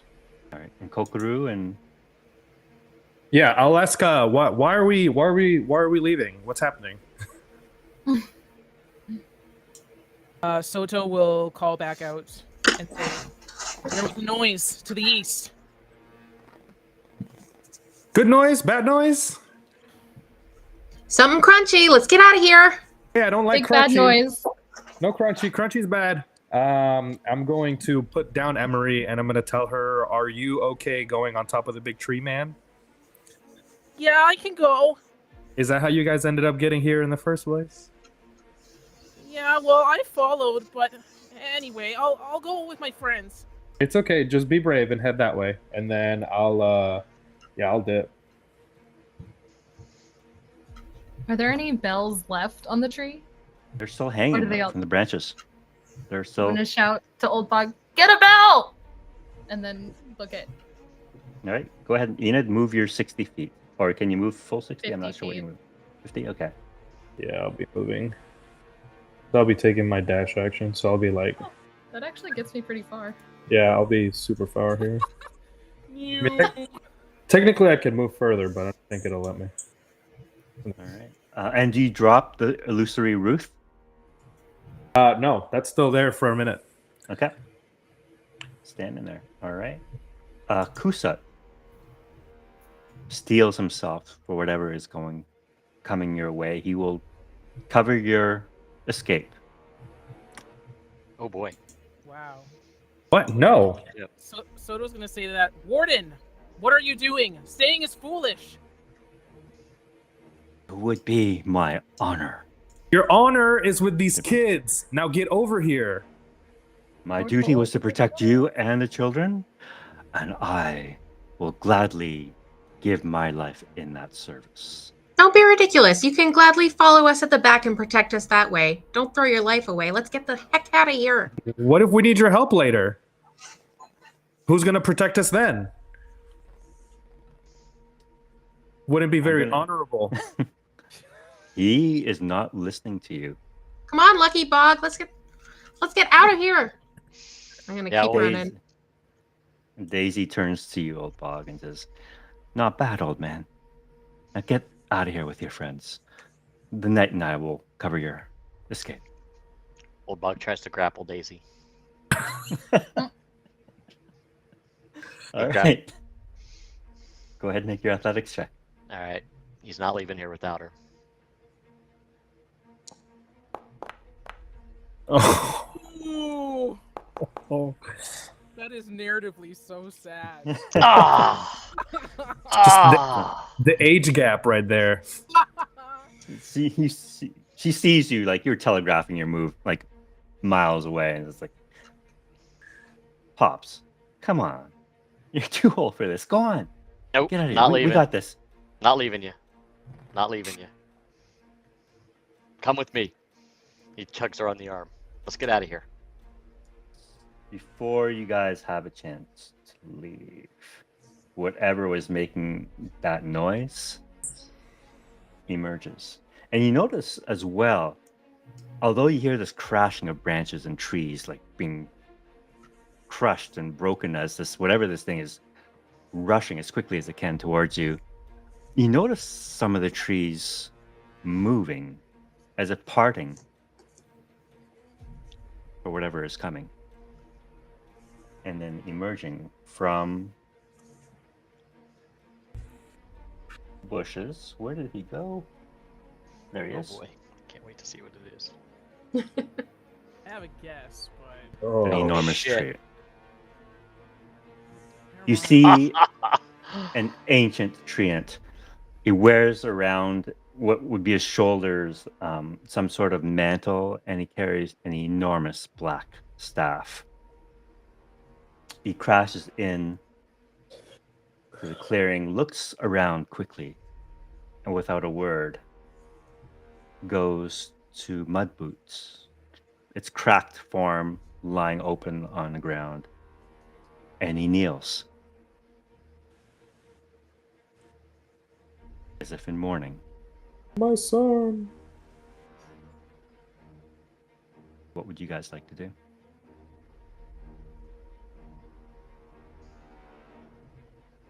I mean, Soto's still leaving. Leave. I would like to leave, please. I'll take He's one unit of leave. All right. You guys are all taking off? Large leaving. Like- Aside, nope. Old Bog's not leaving unless Daisy comes with him. And Daisy backs off a little bit. She's a little banged up. Not too badly, though. And she puts her sword away and pulls her bow out. And she, as she passes you, Old Bog says, "Come on, old man. It's a little space. Let the knight handle this one." Darling, what are you doing? I guess I'll move back. I'm still actively trying to get her to leave, tugging on Yeah. her. tugging on her, pulling, grabbing at her, trying to get her to come with me. I don't want to be there, but I'm not leaving without her. And Kusa, standing his ground, facing this tiny little raptor, probably about not even 3 feet tall. His sword's 4 feet. That sword's bigger than he is. Faces off against this enormous, huge treant, ancient treant at that. And you should know, Kusa has 2 hit points. Oh my god. Kusut. Ugh. And he says, "You shall not pass."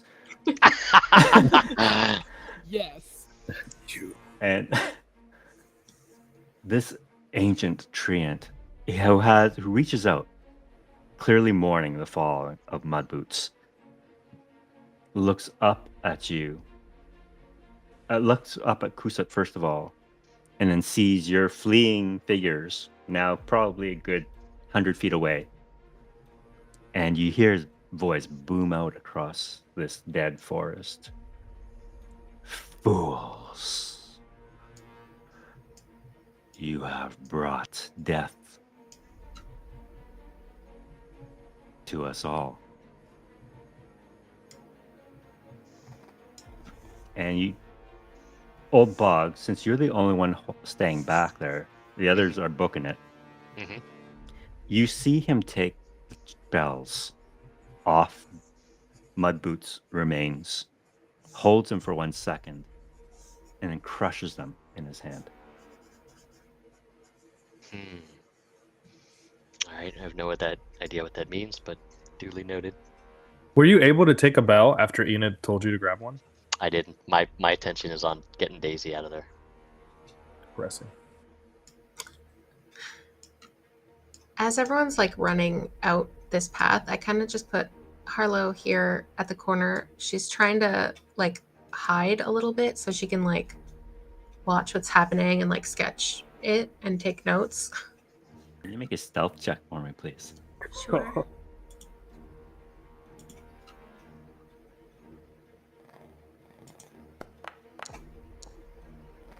Not Team, bad. very good. Dirty 20. Nice. Ooh, very nice. She's just got her like sketchbook out and she's just like Okay. And the rest of everything your, she's seen. you see Freeleaf. He's running with the kids. Then he hears the voice call out, "Fools," and he stops. He turns around and starts moving back towards this ancient treant. Whoa, whoa, whoa! Where are you going, Free Guy? Whoa, whoa, whoa, whoa, whoa, whoa, whoa, whoa! No, the other way! The other way! I am going to shoot Freeleaf with my lightning tether. Okay. And connect it to myself. Okay. Go ahead and make that strength save. Unless you're not resist, you can choose to fail if you like. I'm gonna choose to fail. And Make a then strength save. Is it an ability check or save? Ability check, I think. He said. yeah. All right. He makes it. Okay. And he's moving away from you still, and I guess you're being dragged along behind him now, out of wherever you were hiding. You get pulled out. It doesn't. We either are connected or we aren't connected, right? Oh, if he breaks the tether?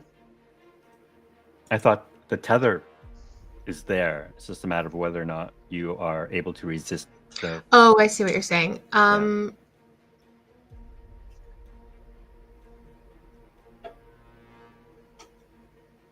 Okay, yes. Okay. So the Okay. kids on Freeleaf start to scream as all of them are just kind of bundled up on top of him, and he's taking them back this way. Is he like booking it or is he going No. slow? He's just walking back. Okay, Soto being who he is and with his affinity with kids is just going to call out, "Children, jump down if you can!" All right. They are going to start bailing off Freeleaf as quickly as they can. Freeleaf doesn't seem to care, and he continues to walk towards him. Just as an effect of the lightning tether, he has half speed because he's trying to walk away from me. All right, so he's walking slowly away from you, stuck by this lightning, and he has to make that check every round, right? The check is just to see if he gets pulled toward me. He still has half of his speed. Okay. Either way. What would the rest of you like to do when you see this? Kokoro's having like a dichotomy of like selfishness and survival and not knowing what's happening. But he's also not cruel, so he sees kids there, and he's just kind of move up just to try to get the kids' attention to come further back away from giant situations that are dangerous. All right, yeah, the kids are gladly running towards you all. And then I'll tell Soto, I was like, hey, can you handle this? Yes, leave him with me. Okay, you seem like you're good with kids.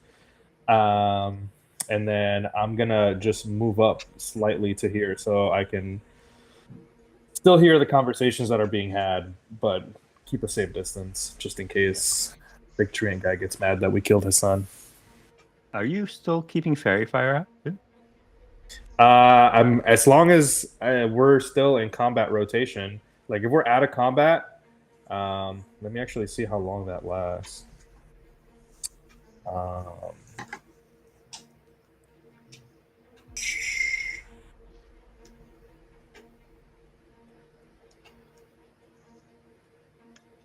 it's not popping up from here. Give me a second. Fairy fire lasts for a minute. So like if we're still in combat rounds, then it's up. But if we're It'll not, be up soon. It'll be up soon within the next round or two. Yeah, and then yeah, Ruth will still be up though. I can continuously keep that up because that's a cantrip. Okay. Old Bog. Just tugging, saying, "Daisy, I ain't going without you. Oh, come on." He's just tugging at her, grasping at her, actively trying to move in the opposite direction of the old treant, but he's not leaving without Daisy. She pauses for a moment. He looks at you. What is this? You've been gone all my life, and now today you insist on not letting me go? No, go. Nope. Go. Nope. He's stubborn, oh man, and she's not going. You guys are having a little bit of tug of war back up there, and no, she says, "This is too important." What is? What are you doing? How do you even know these things? I've been stalking that thing for the past 3 days. Stalking? What do you mean stalking? What are you? You're a stalker now? I don't see you for a couple of weeks, and all of a sudden you're a stalker? This ancient treant gets to his feet, sees Freeleaf walking towards him, stands there waiting for a little while, and then Freeleaf, when he gets to this point, still with this lightning tether trying to drag him back, he's trying to walk forward. He gets that far, and then he falls to one knee and bows his head.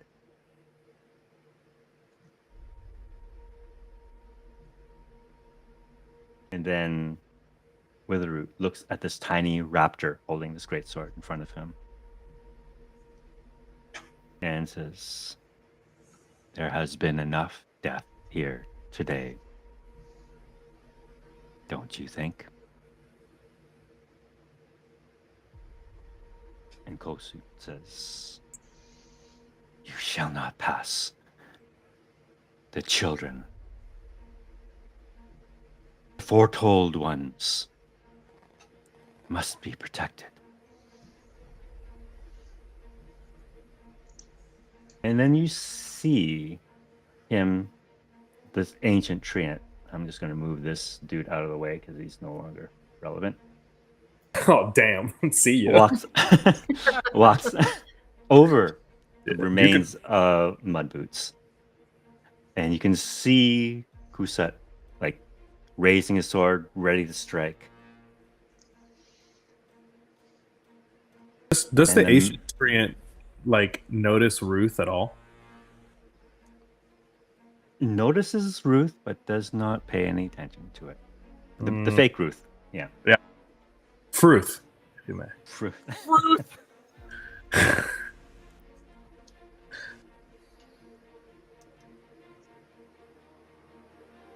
He approaches Kusat.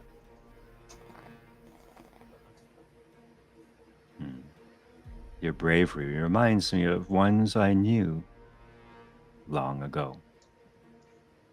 Then he turns to the rest of you and says, I am no threat to any of you, unless you were to raise a blade against me or my kind again.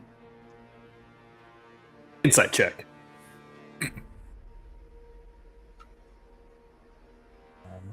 I don't believe in this guy. Too big for that. Action activated.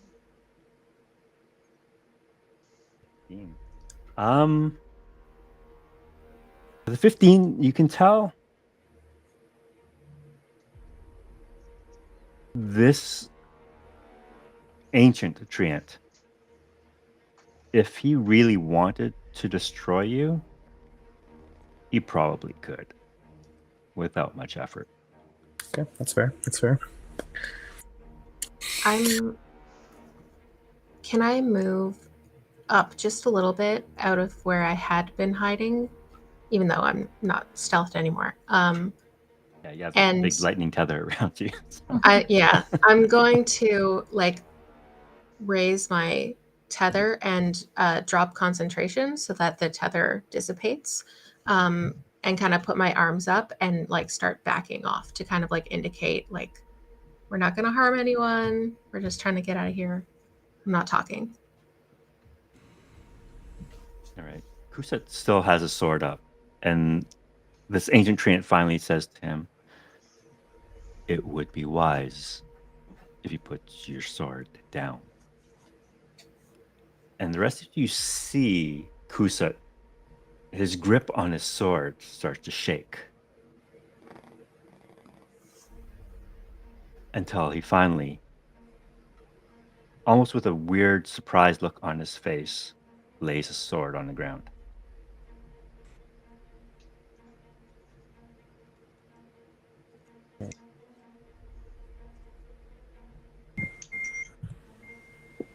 Does anyone want to take any hostile actions, or can I end combat here? Extra large nope right here. Yeah, nothing for Moldbog. All right. Combat is over. And where'd it go? Stop this one. And with all weapons, do you still have your axe and dagger out though? Old Bob? Well, I didn't necessarily deploy them, but I did free up a hand. I probably dropped one of them so I could grab Daisy. Okay. But my attention is on grappling Daisy. I mean, I would probably come to Kosa's defense if he got attacked, but I'm probably barely even noticing. I'm still squabbling with Daisy. Yeah, and when you're trying to grab her and she keeps trying to shove you off. Yeah. Get off me, old man. The rest of you, are you hanging back with the children? Soto definitely is for sure. I want to step forward. I think that I'm just flabbergasted that I'm actually seeing this ancient treant that I've probably read books about. Yeah, I would like to move closer as well. Stepping forward. Okay.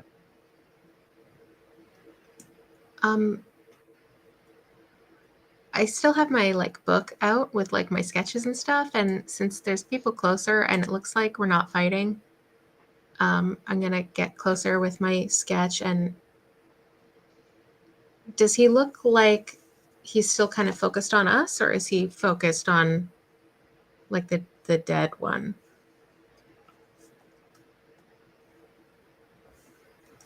His attention is split. He's standing over the remains of Mudboots, but he's still warily watching you to see what you guys are doing. Okay, I'd like to speak to him and say, hi, I'm really sorry. I'm new here and I don't really know what's going on. Would you mind telling me what was happening here? Is that your friend? Why was he trying to eat people? Does that make him grow again or something? When you mention his friend, he looks down at the remains of Mudboots, and you hear a deep, raspy sigh escaping this ancient treant.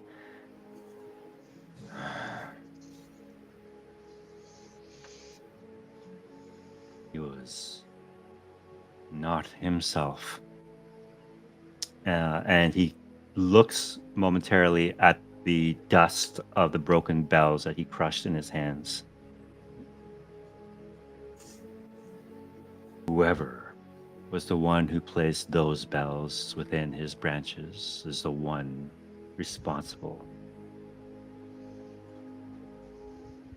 No, that would not be one of you, would it? Wandering No. through my grove uninvited? Well, I don't know everyone here, but I can definitely say that my friends in this group, we just got here and he was already attacking everybody. So definitely not, but I'm very curious as to how that works. Seems bad. Seems real bad.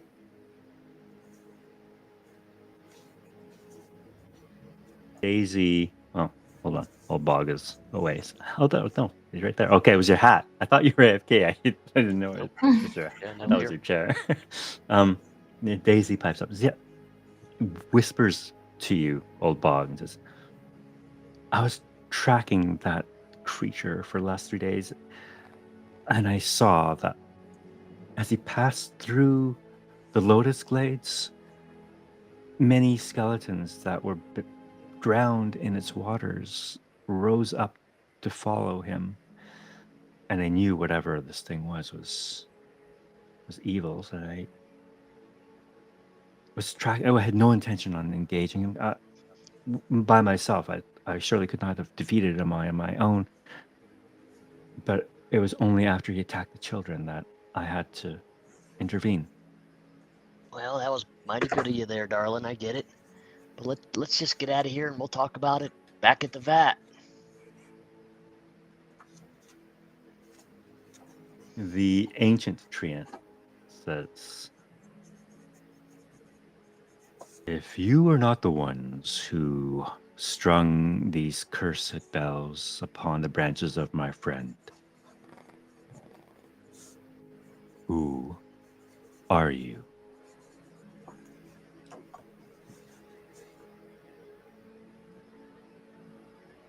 Well, mostly, well, some of us are parents of the kids that um, your friend was trying to eat.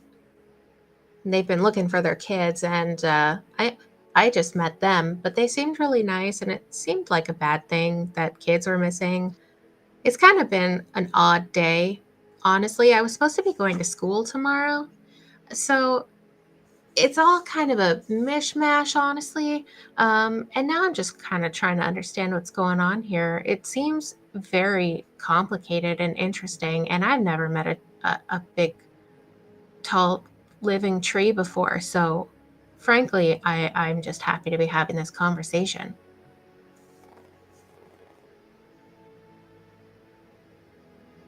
He looks around at each of you, pausing to take you in one at a time. And you notice Kusa, who's still standing like right in front of him, but his sword is dropped on the ground. He's shaking. He's visibly shaking. And the ancient treant says, "You were not invited." You should have known better to travel within my woods. Any who know of my woods, my grove, would know that these woods are sacred to me. I had an arrangement with the wardens of the Jowa Evertree that I would not set foot beneath its canopy if none set foot within my grove without my express permission.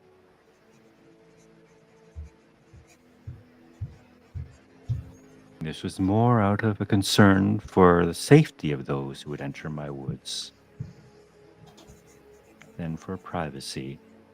So, if you have no further business here, I shall ask you to leave while I mourn my friend. That seems like a fantastic offer. I'm very sorry to disturb you. I at least, will leave now. May I ask you what your name is before we go? I am Witherroot. Thank you very much, Witherroot. I will be going. And I'm gonna back up, sketching as I go. Daisy finally takes your arm, old Bog, and says, let's go, old man. Good thinking, darling. You just head out. What in a whisper in her? What's with those bells? The ancient treant overhears that comment and says,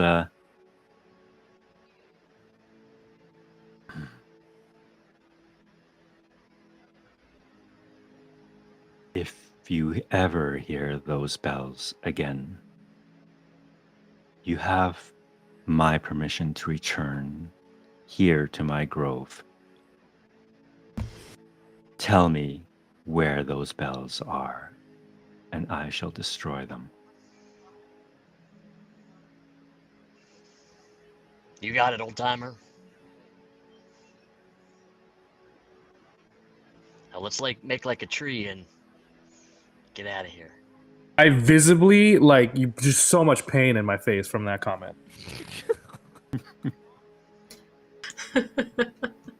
Witherroot. What did you mean when you said that we doomed everyone?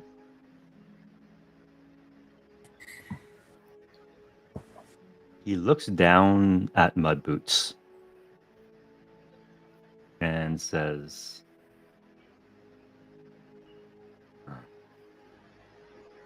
curse of those bells. It raises the dead, and those who fall bearing those bells will never find peace.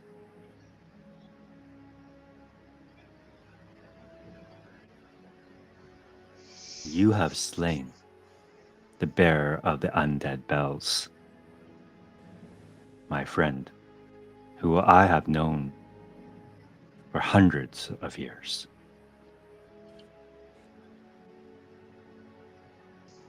That burden, that curse, now follows you back to the world where you came from. But that is your concern now, not mine. You have brought this upon yourself. I have warned the wardens of such a fate, and it seems it has fallen upon deaf ears.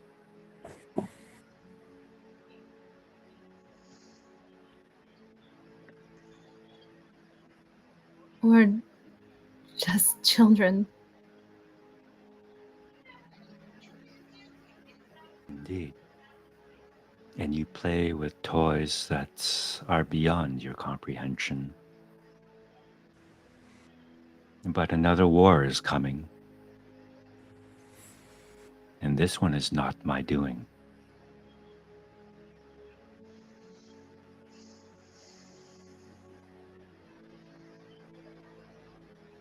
Go back, warn your people, prepare for the pain and the death that is about to come sweeping through this valley.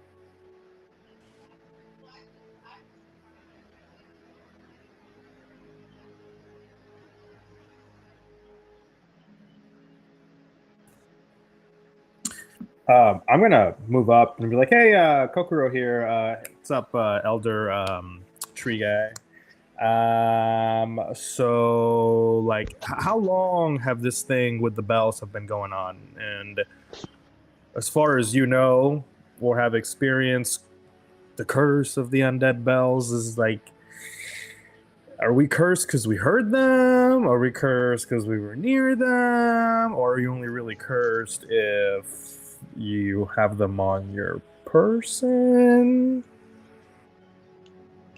Tell me, each of you, have you received a vision? Perhaps of someone long past? Old Bug's eyes gets No. real big. No, not at all.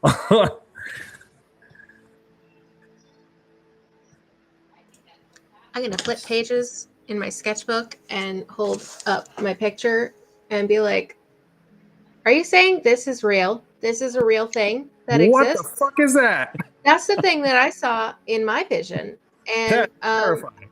I drew it, and I thought it was fake, but real. This is a real thing. The real person from the past. That's what you're saying. Do you know this guy?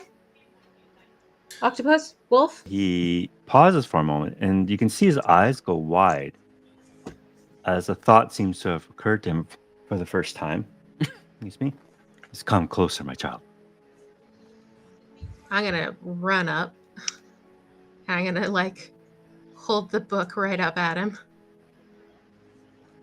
It's like, look it. I drew this. He glances at the book, but pushes it aside. And with one massive hand, he kind of reaches to touch your head. Do you allow him to? How big is his hand compared to B? His hands, the span, like from thumb to pinky, is probably a good 5 feet. I feel like I am assuming that he's gonna like scoop me up, so I'm gonna like jump. So I guess I bang my head into his hand. You jump, and he goes, "No, stay Oh. still, my child." Sorry, my bad. Whoops. And then with one finger, he just kind of touches the top of your head, and you can feel this heavy. It's just like someone laid a table on your head. It's just, you feel the weight of his finger, and you can tell he's not even putting any pressure on you. It is true. And then he looks at each of you. He looks at you, old Bob, and Daisy, your daughter, and looks at you, Soto. I know you.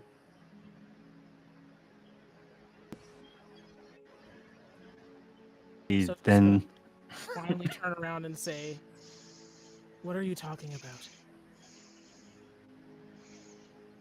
I have known your ancestors.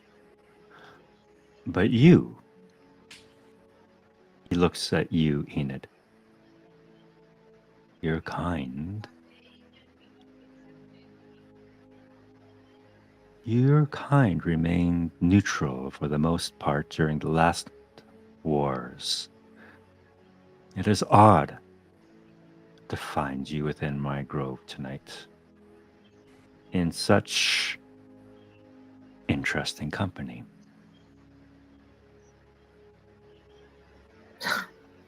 Didn't really plan on it. And you, he points to you, Kokoru. Why are you here? That's a great question, friend. Yeah. So, see, I was walking down the street, and then somebody gave me something, and I didn't know where it came from, and I didn't really think too much of it. And then I walked into a bar, and Stool Guy was getting yelled at, but somebody else. And then these two like poofed in out of nowhere with an old man, and then this guy with the sword, foretold by the stars. It was a whole thing. Apparently, we're like a prophecy. Just to be honest, like I'm not anything special. I mean, I'm a fantastic bard if you do need my services. But besides that, You really, talk too much. yeah. Yep. Cool. Yeah. What I gift? there was kids. What? What gift did you receive? And I mean, whatever, dude. This is all crazy. You're gigantic, so might as well. I'm gonna drop Fruth, and then I'm gonna use Minor Illusion to display a image of the gift box, and then I'm going to open that gift box, and then I'm gonna Minor Illusion an image of that pink feather. Does this mean anything to you? Is this my ancestor? Do I hang out with these people? Like, I everybody here has visions. I haven't had anything. I just have this pink feather. You see him raise his hand and just kind of wave it in your direction, and the illusory box and feather disappear.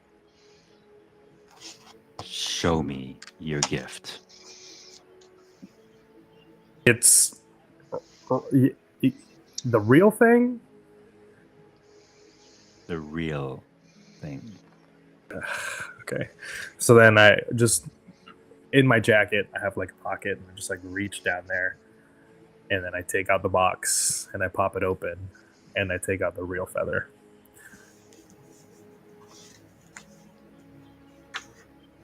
May I?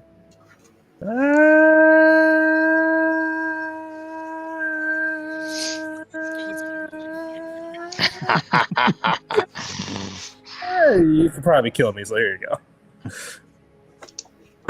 He takes it gingerly between two massive fingers. I appreciate your care and attention. He places it in his open palm of his other hand and looks at it.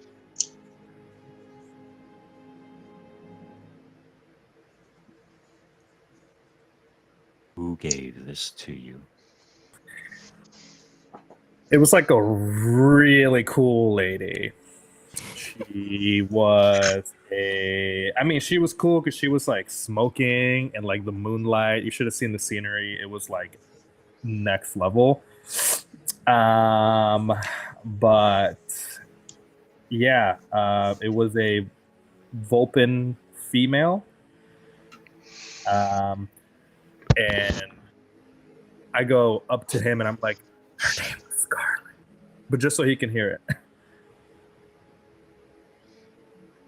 He passes it. He holds his palm down to you so you can take the feather back from his hand.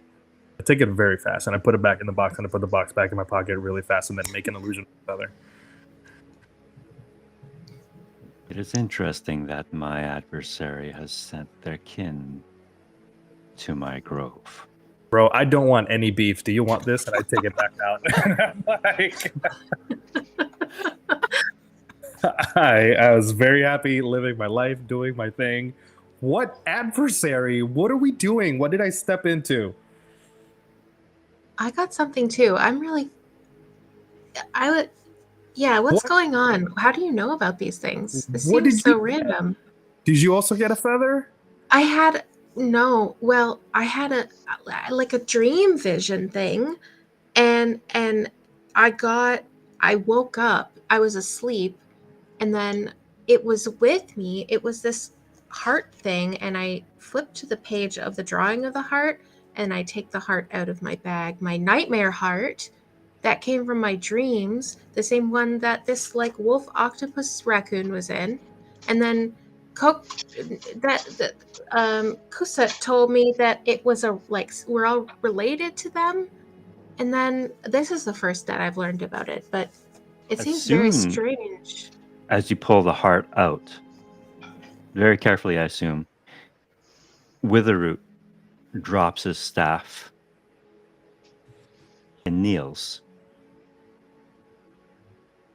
and says, "No, it cannot be. Be what? You hold in your hand the heart knot,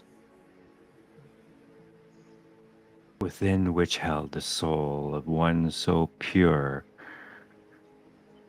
it would banish the undead from this land and bring peace to everyone. It now lies shattered in your hand, and you possess the feather of the one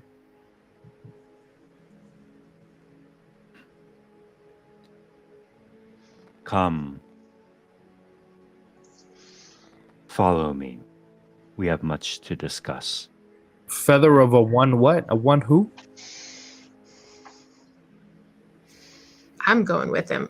If he's walking away, I'm following him right away. I am not thinking about the kids. I'm just like, I need to know. I need to know more. Yeah, I mean, I'll follow because I'm curious as to like how I can get out of the situation. I just want to learn stuff. Wait, actually, before I follow, I'll drop the minor illusion, and I will kind of crouch down and take a look at Kusat because he's like still shaking, and I'll do a minor illusion of the bells that were hanging off of Mudboots, and I'm like, so did you know about this before you took us in here? You're asking Kusat. Kusa? Yeah. Yeah, he is. You can see he's struggling with something, and you can see him on the verge of weeping openly. And this is no. This was not foretold. What have we done? I mean, we're as confused as you are, but this guy said that he had to deal with the wardens, and you're a warden, so taking us in here, like, I get it, there was kids in danger, but not giving us the whole story, not really foretold by the stars, man. We have slain an ancient one. Do you not see that? We were sworn to protect them, not destroy them. I know nothing of your deals with the ancient ones. This thing was not itself. It was trying to eat kids. We did what we could to protect innocent lives. So, like, I get it. You're struggling with your oath and your duty, but you did your duty, right? You protected us. I failed my office. And he rips the emblem of the wardens off and throws his cloak down. And says, I have failed. You couldn't have known. You almost died in there. I pick up the emblem and I put it back on his stupid chest. Triggered. No. You have a duty to protect us, right? You got us here together, right? I It wasn't you at the copper vat? am not worthy. I am no longer a warden. Oh my god. I Elder am Tree, nothing. dude, can you tell this man to just get it together for like 2 seconds? You see Witherroot's already walking away. Unbelievable. What am I even doing here? Kusat, get up. Come on. No. No. I get up. Well, I try. failed. And I'm just gonna walk towards the Witherroot. All right. Enid and Soto, what are you two doing? I'm gonna sit You with can go first if you want. Sorry, I asked both of you at the same time. Sorry. I just want to Enid. sit with Kusa. And just sit with him. Okay. I'm gonna sit with Kusat. Hmm. Okay. He is inconsolable. He was just looking down at his sword and the remains of Mudboots in front of him. I'm gonna point to the sky and say, that one there is the knower. And just like try to show him the constellation, which you can't really do because, like, you know. So whether he sees it or not, it's totally fine. You can only ever know as much as you know. I dare not cast my glance up at the heavens where Titan lives.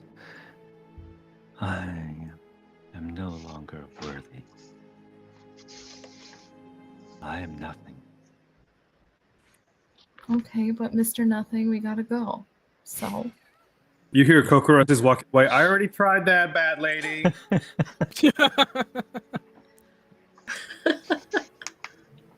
He says, Go.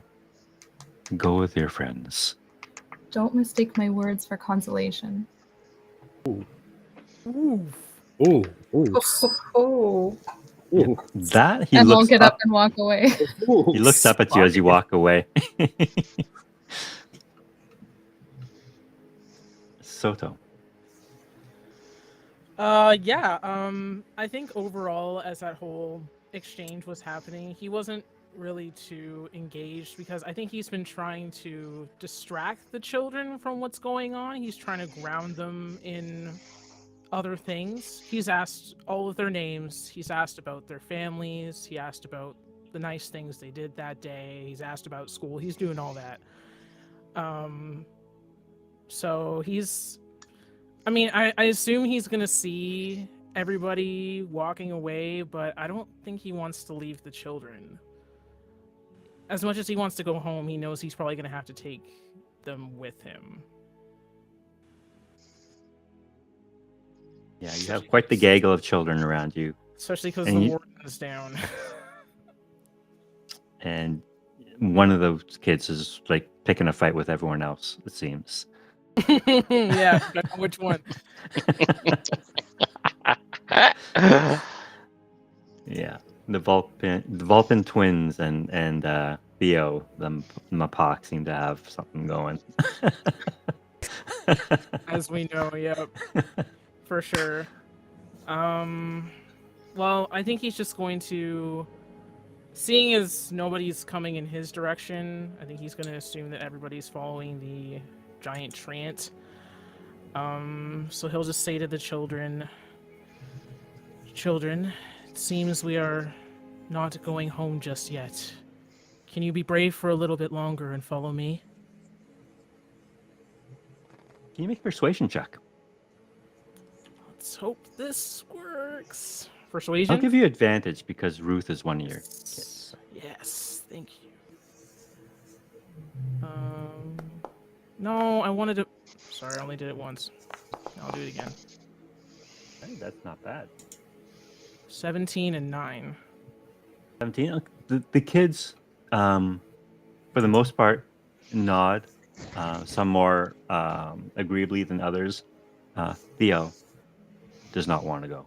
He wants to go home. But seeing that nobody else wants to go home and everyone's going the other direction, he doesn't want to be on his own, he'll cave in. So he'll put Ruth down because he was like holding her this whole time out of like protective mode, and he'll just kind of like shepherd everybody with his wings towards the direction that everybody's heading in. an old bog. Daisy, darling, can you please explain to me what the hell is going on here? I don't know, old man. How do you know him? He says he knew you. Who, the tree or the raptor on the ground there? The tree.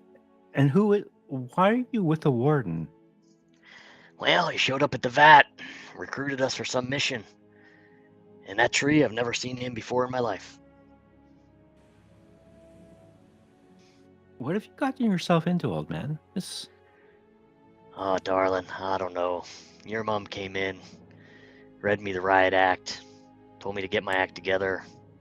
Something this, something that, I don't know. And then the raptor showed up. Next thing I know, I'm tromping through the woods and fighting trees, possessed trees. I don't know. I'm too old for this shit. She rolls her eyes when you mentioned her mother. Oh, she's always hovering. Oh my God. I got my own life to live. Yeah, she was riding my ass pretty good too. But she just wants to keep you safe, same as me. I don't know about this new gig you got with the sword and the arrows and the cloak and all that. When'd you start running around doing that? She looks at you, says, I told you this at least half a dozen times. Oh, never mind. Jesus. And she just walks away from you to follow the old tree. Old Bog just shakes his head, limps after her at about half the speed.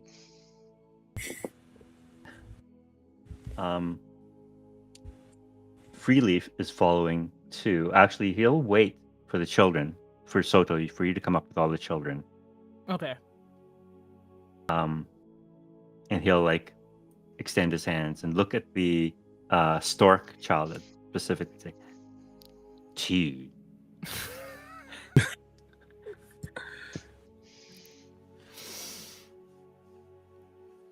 And what does Emery do? She'll start to correct him and be like, you know what? Never mind. Let's just go. Like, she's fed up. She doesn't even want to correct him this time. All right. So the children climb up onto Freeleaf once more, and all together, you start following Witherroot out of this grove, leaving behind an inconsolable Kusa, still kneeling in the dirt behind you. Old Bog will limp over to Kusut and offer a hand as if to like hoist him up. Come on there, pal. No one gets left behind.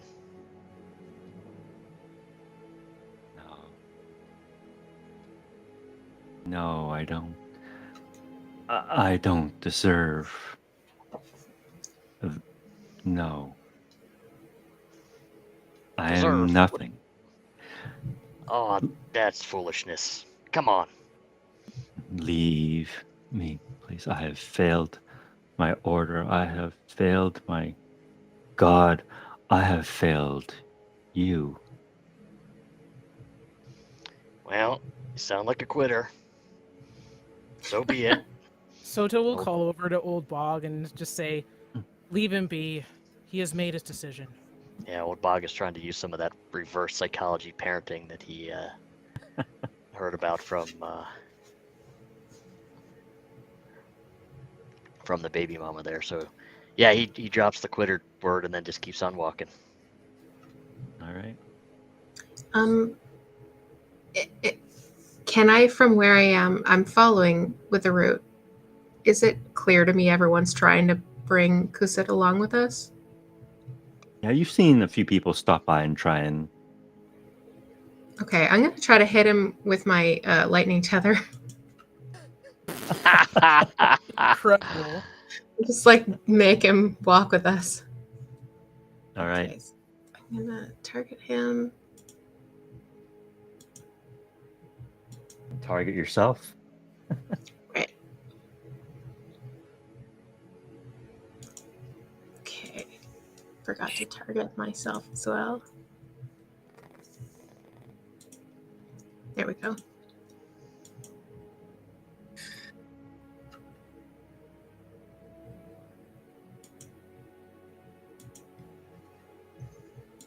All right.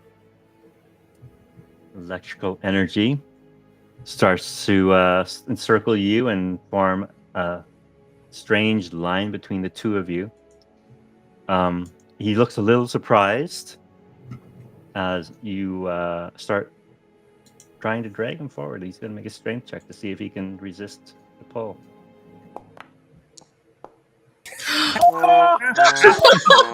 Oh, not one. Incredible scenes. All right. So, despite how dramatically morose he's trying to be here, So he is theatrical. yanked to his feet and dragged along behind you. His sword is still on the ground behind. So demeaning. Seems like it was foretold, huh? Oh my god, you guys are so mean to him. I'm gonna look back at him and just be like, we might need you, man, and whatever it is that you think you deserve or are worth, sitting on the ground isn't going to change anything. You're making that decision for yourself when you do that. If you want to be worth something, you gotta be available to do something. And we're all going to figure out what's going on here about this prophecy that you told us about, so may as well come along for the ride. He resigns himself to the fact that he's being dragged along by a magical energy tether, and he's still kind of stumbling along, kind of listless. And in the dirt back there, still in that grove, are his cloak, his emblem, and his sword. But Witherroot is not slowing his pace as he moves through the forest, and the trees part for him as he does so. And that's where we're going to end tonight. The intrigue. Yeah. So next time you will have a nice conversation with Witherroot. In a different era since you first encountered him in the prelude. Oh, He's that's much right. older now. Mm-hmm. I knew it sounded familiar. Much older now. So yeah, you guys be prepared for a bit of a lore dump next week or next. Yeah. next night. Yeah. Nobody died. Woo! Yeah, I was surprised. Woo. I was Don't- surprised. I was very nervous. You want to know what you know how in D&D Beyond you can use the encounter tool to set up like balanced encounters. This was Mhm. off the charts deadly. Ah! One Yeah. of you guys should have died. Almost Somebody should have died. Here. Old Bog should have died, but Yeah. Stool Guy Yeah. doesn't quit. No. Yep. Yeah, Yeah, he's all I- bruised. His face is all swollen. yeah, You there's were very lucky. That was nuts. That was so cool. No, like all the rolls were like so dramatic. Yeah. It was incredible. yeah. No, you guys did awesome there. That was You guys should not have won that fight. You Nice. guys should not have Ooh. won that fight. Level 1 dominance. Level 1. We were expecting like Witherroot to come in and save the day kind of a thing. If it came down to it, if it looked like a TPK, yeah, Witherroot would have Oh, come. snap. Yeah. But- Dang. But yeah, you guys did incredibly well. Nice. That witch bolt was awesome. Witch bolt. Yeah. Yeah, Witch bolt was Yeah. huge. Yeah. And Kusa had major damage there for one. He had one Yeah. crit that did a fair amount of damage, but otherwise he was just sitting in there burning. You saved some kids. Yeah. Yep. No, you guys are good. Oh, by the way, the kids each have a handful of blueberries. So, Oh, yes, I do. so if anyone wants to receive a handful of blueberries for a hit point, you can do so. I don't know. That's- Did you guys even get damaged? No, it was just, Soto just didn't old take Bob. any damage. It's just old, Yeah. really. Punching Yeah, I bag. was But I at got distance. some like over there. bags of hit points. I had that vigor thing, and I've got Yep. second wind. Dude. So You're Hey, yeah, That was literally. we're in good shape. literally a meat bag, a venison meat bag. Okay, well, Kusa could use the blueberries though. He yeah. he almost You said he died only there. has 2 hit 100. points, right? 100%. Yeah, he's 2 This hit points poor left. guy, he's just getting like dragged behind us, pelted with blueberries. Rough day. Okay. Kusit's on his redemption arc. This is all about Kusit's story. This is he was foretold. Actual main character. Yeah. All right. From gaslighting to dragging him along with lightning. Man, he's had some shit. Like- I mean, he was The trying development- so hard to get us to be involved. Now we're involved and he wants to like back No out. way, Come dude. on. Yeah, absolutely. You're coming with us. You You're brought us, we're bringing you. in for a penny, in for a pound. There. we Rabbit should man. grab his stuff though. We should grab his stuff. Yeah, definitely. Yeah. He had made such a big thing about that sword. Yeah. I'm more interested in that emblem. I mean, didn't he say, he said like, if I fall, take my sword back to the heart of the tree. And now I have the heart of the tree, apparently. So, I mean, he should come with us. yeah, ain't that some shit? So dramatic. Drama queen. Yeah. Kusit. Enid, just before just the last thing I'll say before we close out tonight, as you're walking, you were pointing out the stars, trying to console Kusa. I was not trying to console him. Sorry. I literally was just making a point. Like, yeah, look Um, at that. Okay, bye. Can you make either an Arcana or a Intelligence check, whichever you want? Well, seeing as I am a wizard, Arcana would make sense, right? Ooh. Or not. Oh Ah. no. Not Rolls today. tonight have been painful. You've never seen a star before. It's not like it's been my entire research or anything. It's okay. Is that the up ocean? You know what? Because it is your area of research and specialty, I'll give you advantage on it. Sure. It kind of makes sense. Hey. Hey. Hey. She just had a slight moment of self-doubt. As you're walking, Enid had a brain fart the way that Riley did earlier. as you're walking through this creepy ass forest, you're kind of. I'm just going by what I see on the map here. It looks like you're kind of trailing behind a little, and perhaps you're looking up at the stars. For the most part, you're not that far away from the research center that the stars would be any different. You're still in the same hemisphere.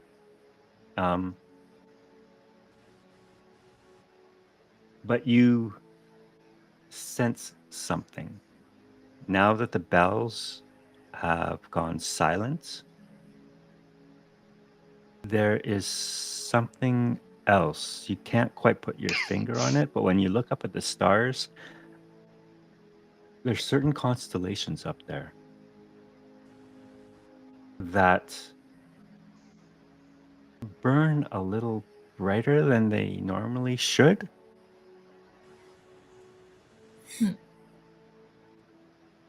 And it's almost as if they're giving off some sort of vibration. It's almost imperceptible, just like a slight, almost like humming sound. Just feel kind of, oh, that's kind of weird. I've never noticed that before. I mean, you've been looking up at the stars your entire life, your adult life, as part of your research, and that's just something you've noticed. Yeah. I'm gonna just keep looking at the stars. It's kind of the only thing that makes sense. And with that, we'll close off this session, and we'll see you guys in a couple of weeks then. Oh my god. Thanks, guys. Thanks, Andrew. Thank you. Yes, thank you. It's so nice seeing you as always. Yep. Good game, everybody. Yes. Bye. Woo. See ya.